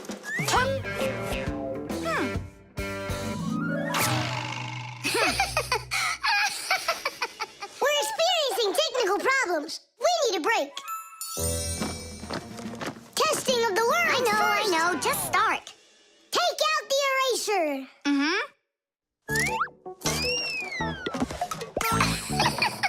We'll say you did it. Take out the blue pen. Oh, wow. The ruler's next. That's some pack-a-mat you got. Class. Testing of the world's first pack-a-mat And design. where's Nolik? Don't worry, he'll come later. Testing All right, already. Let's get it started. Go ahead. the eraser. We've seen that twice already. The blue pen. Can you take out the ruler? Sure I can. Drum roll, please. Whoa. It's not possible. Let me see. Now I get it. Why don't you take out your science book? Science book. Cuckoo, did you get the textbook? There's no way. It's huge. Yeah, some inventors you are. Your invention calls for a little improvement, and I know what it is. What? Just make sure that when you put things into your backpack, you do it neatly. Do it neatly. Takes forever and it's boring. I'm gonna show you how to make it fun. Ha-ha! Whenever it's a school day, a backpack's all you need. A backpack's all you need. A backpack's all you need. Your pencils, books, and papers will fit inside indeed. Will fit inside, will fit inside, will fit inside indeed. Without a backpack on your back, you won't get by, you won't succeed. But with a backpack on your back, you will go far indeed. Whenever you go hiking, a backpack's all you need. A backpack's all you need. A backpack's all you need. Whatever you've collected will fit inside indeed. We'll fit inside, we'll fit inside, we'll fit inside indeed. Without a backpack on your back, you won't get by, you won't succeed. But with a backpack on your back, you will go far indeed. Without a backpack on your back, you won't get by. The virus. Tom Thomas! Pass him on the turn! Good job! You're almost there! Now put the pedal to the metal!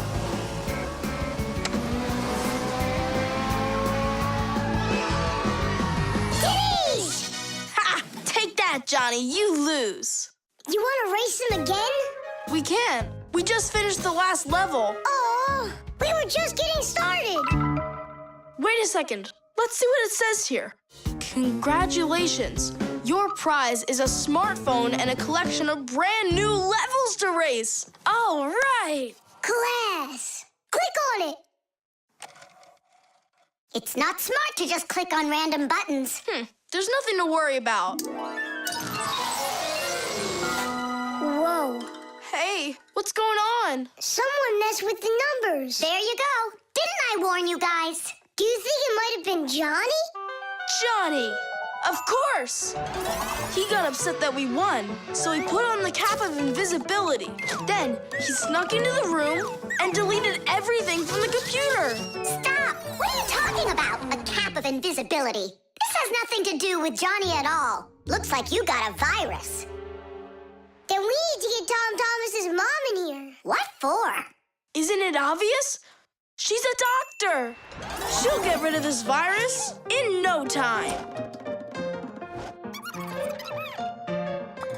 That won't work. Quit it. A computer with a virus isn't treated like that. A doctor won't be able to help here, especially a dentist like your mother. Then who can help us? You need special software for that. Antivirus. A computer virus is a destructive computer program. It can not only delete or steal important information, but completely destroy your computer. And the scariest thing about this virus is that it spreads very quickly and can infect the other computers on the network, very much like a human illness. To find and stop these viruses, you need to use an antivirus program. Antivirus programs also protect computers against new infections. And by the way, your dad's computer uses antivirus software. And mine doesn't have it? No, you won't let anyone near your computer. You never have any time. Dad, let's do it later, okay? I've got to finish one more round. It'll only take a minute. Oh, look at that. The virus is starting to wipe out everything now. That means this computer will disappear. And this room, too. And all of us.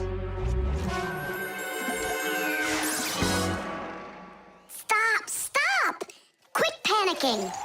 We have to save the computer right away. Tom Thomas, your dad has a box with antivirus software. Bring it.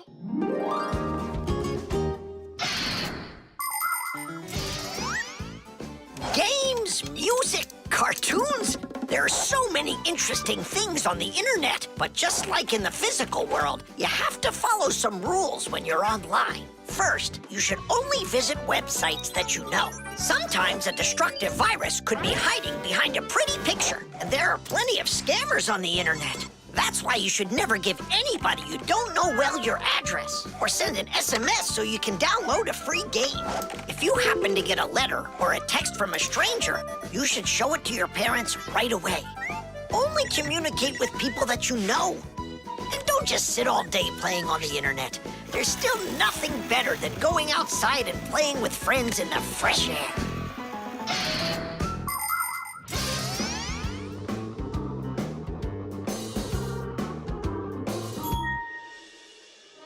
That's it. The enemy's destroyed. Well done. Let's check if everything works. Tadish! Tadish! Tadish! Now we need to deinstall the software. How come? There's no need. No, we have to. That program should only be installed by an adult. Otherwise, your parents will figure out you got help from Fixies. Sorry about that. All done. And here comes my dad. Dad, will you install this on my computer, please? You need it right away? How about a bit later? No, we can't keep putting it off. There you go. Now your computer is protected. How come you became so responsible all of a sudden? Oh, Dad, you don't know what kind of viruses are out there roaming the net. You're so right. Fasteners. And of course, all of the appliance's parts must be fastened good and tight.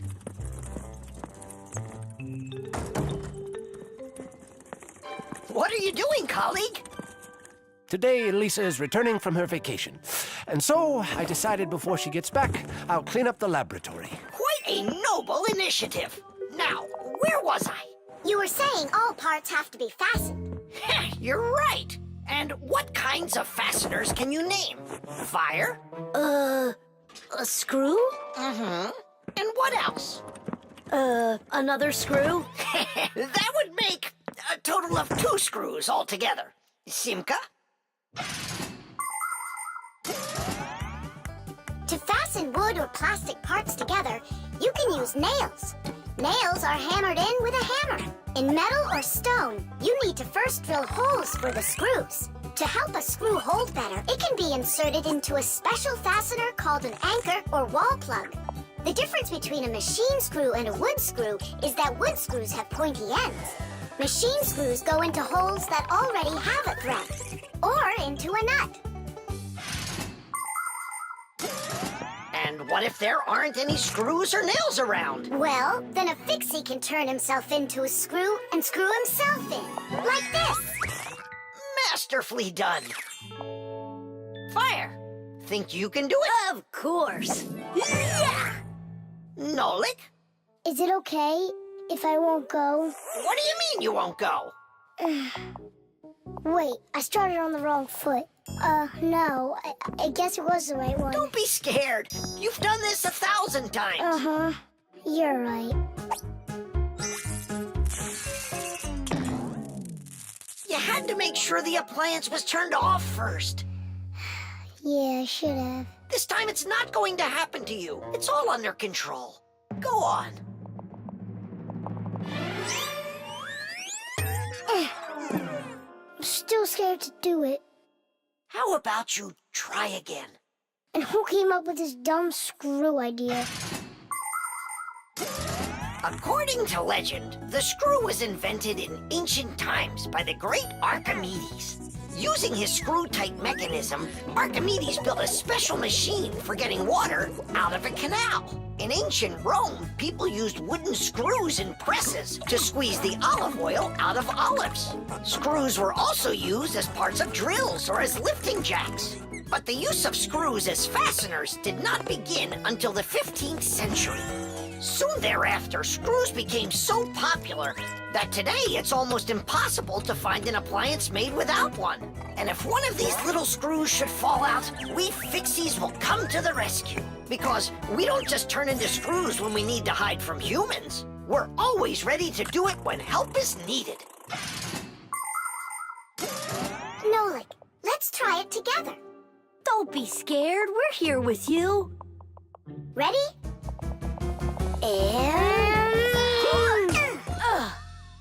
Nolik, watch me, son. I haven't screwed myself in over 100 years, but I'm not scared.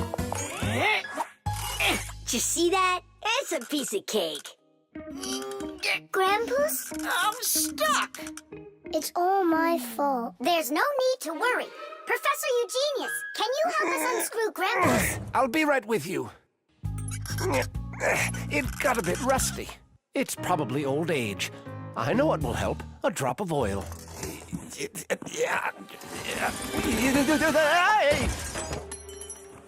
Ow! Oh. Professor Eugenius, are you okay? I'm okay. Thank you for asking. Look out, it's going to fall. We need to fasten the shelf to the wall.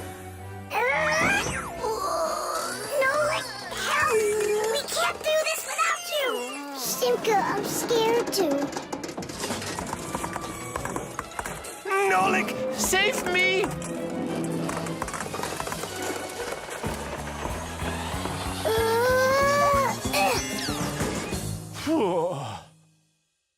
What's going on out there? No big deal, colleague. I just got a little bit buried. Will anyone unscrew me? I wish I could. And we're holding up the shelf. And Nolik? Me too. I did it. I screwed myself in. Well done, Nolik. I knew you could. And who's gonna help us now? Elisa will get here shortly. All right. We'll wait for Elisa. Yeah, just as long as her return flight isn't delayed. The baby doll.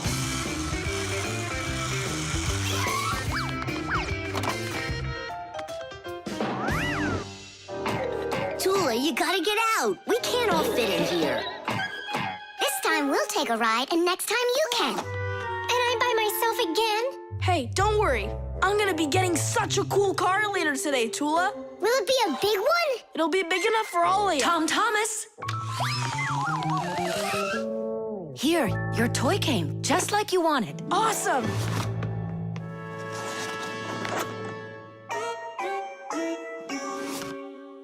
Wait, what is this? A baby doll? Splendid.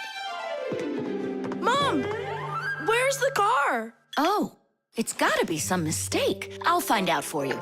I'm calling them.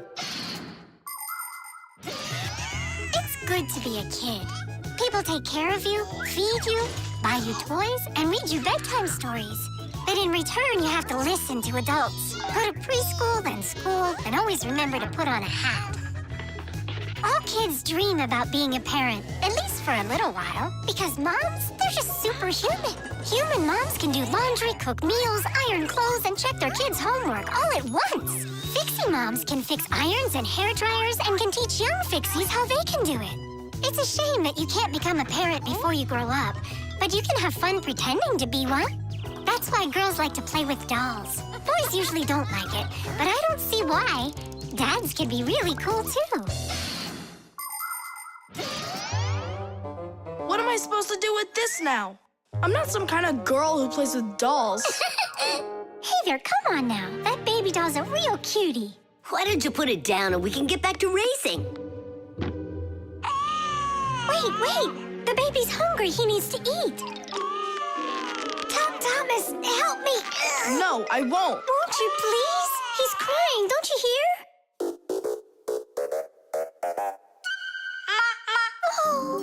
Mama! That's all?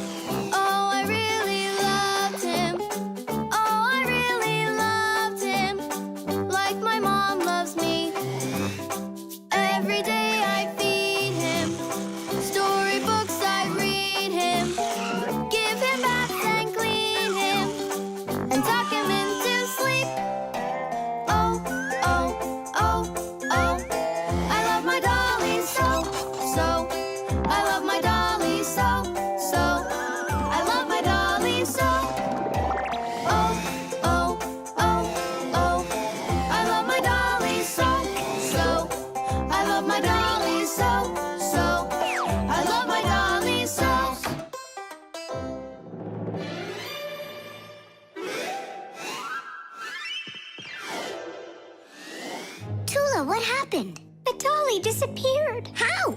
Tom Thomas, have you seen him? No. I'm not watching after that boy. But what if something terrible has happened? My dolly's eyes were shiny, toes and fingers tiny. He never acted whiny. I love my dolly so. Now my life is gloomy. How this happened to me? I can't find my cutie. My dolly's gone, oh no. Oh no, oh no. Where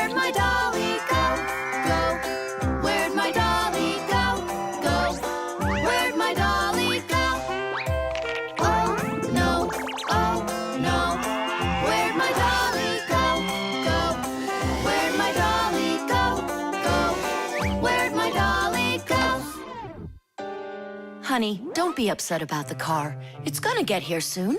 By the way, why did you put the doll in the cupboard? It was so hard to find. But is it still home? It's in the box over there. It's gotta go back to the store. My poor dolly's gone. My dolly! We're supposed to send him back today. Oh. Only I told Mom that I'd rather keep him. Hey, and what about your big new race car? Later. Did you do all this for me? You know... Whoa!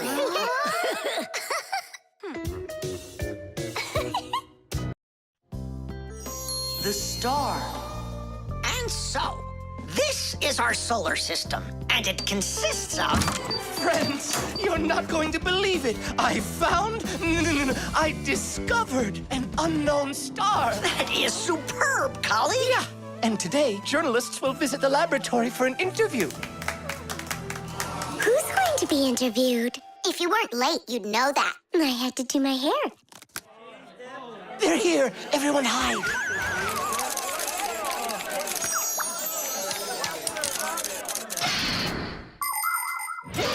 There are lots of galaxies in the universe with billions of hot glowing spheres that everybody knows as stars. Stars are each born out of huge clouds of gas and dust that are called nebulas.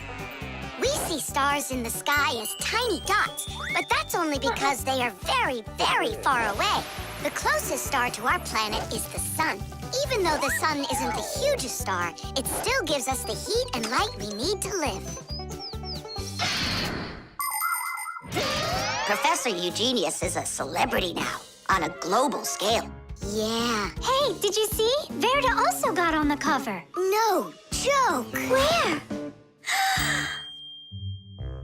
And I think we look pretty good together. So, who wants my autograph? We'll have to wait till after school. It's time to go. Hey, aren't you going? Not right now. My colleague and I have more important business. What colleague? The professor. Both of us have become celebrities. Verda, you got on that cover totally by accident. Somebody's jealous. Well, we've got our new star. Now, what should I name it? Colleague, Huh? why don't you name the new star Verda? After all, it does sound pretty. Verda. Like a vertex whirling around. That's a great idea. It's a shame you didn't get my autograph, because that new star now has my name, Verda. And now an elaborate celebration needs to be thrown in my honor. I mean mine and the professor's, of course. What celebration you talking about? With a red carpet and flowers. Why are you just standing there? Make it happen.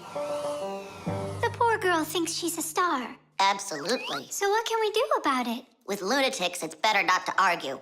That's what I read. Then let's play your silly game.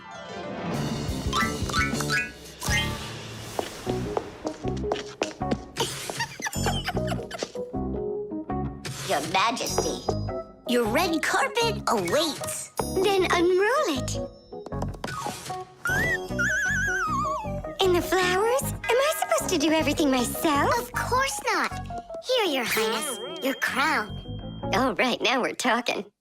I am a star. She's totally lost it. He's coming. Finally, my dream is reality. Hi! My little Fixie friends, it's you here. I'm so honored you gathered here to congratulate me today. Us? Yes, us, them, we all should celebrate. No, I mean you and I. Now show us what you're carrying. Of course, the certificate. It says, this star, discovered by Professor Eugenius, has been registered with the name VE03732. What? Oh, that's what we should start calling our big star from now on. What's so funny? A clear night is perfect for searching in the sky for constellations. The easiest one to find is the Great Bear or the Big Dipper, which looks like a soup ladle. If you draw a line through the two outside stars of the Big Dipper, you'll find the bright North Star, which is part of a constellation called the Little Bear or the Little Dipper. A bit further is the W-shaped Cassiopeia. And these three stars that are next to each other are well known as the Belt of Orion. If you draw a line through them, you'll find a star named Sirius. It's part of the Greater Dog constellation, and it's the brightest star in the night sky. And on the other side of it, there is the star Aldebaran of the constellation Taurus. And these are but a few of the most visible stars. It's not even possible to imagine how many stars there really are in the universe. Tula? I'm here. Fire. Here. VE73032? Is that someone new? Yeah, we've got a new student. She's a star. A new giant star. You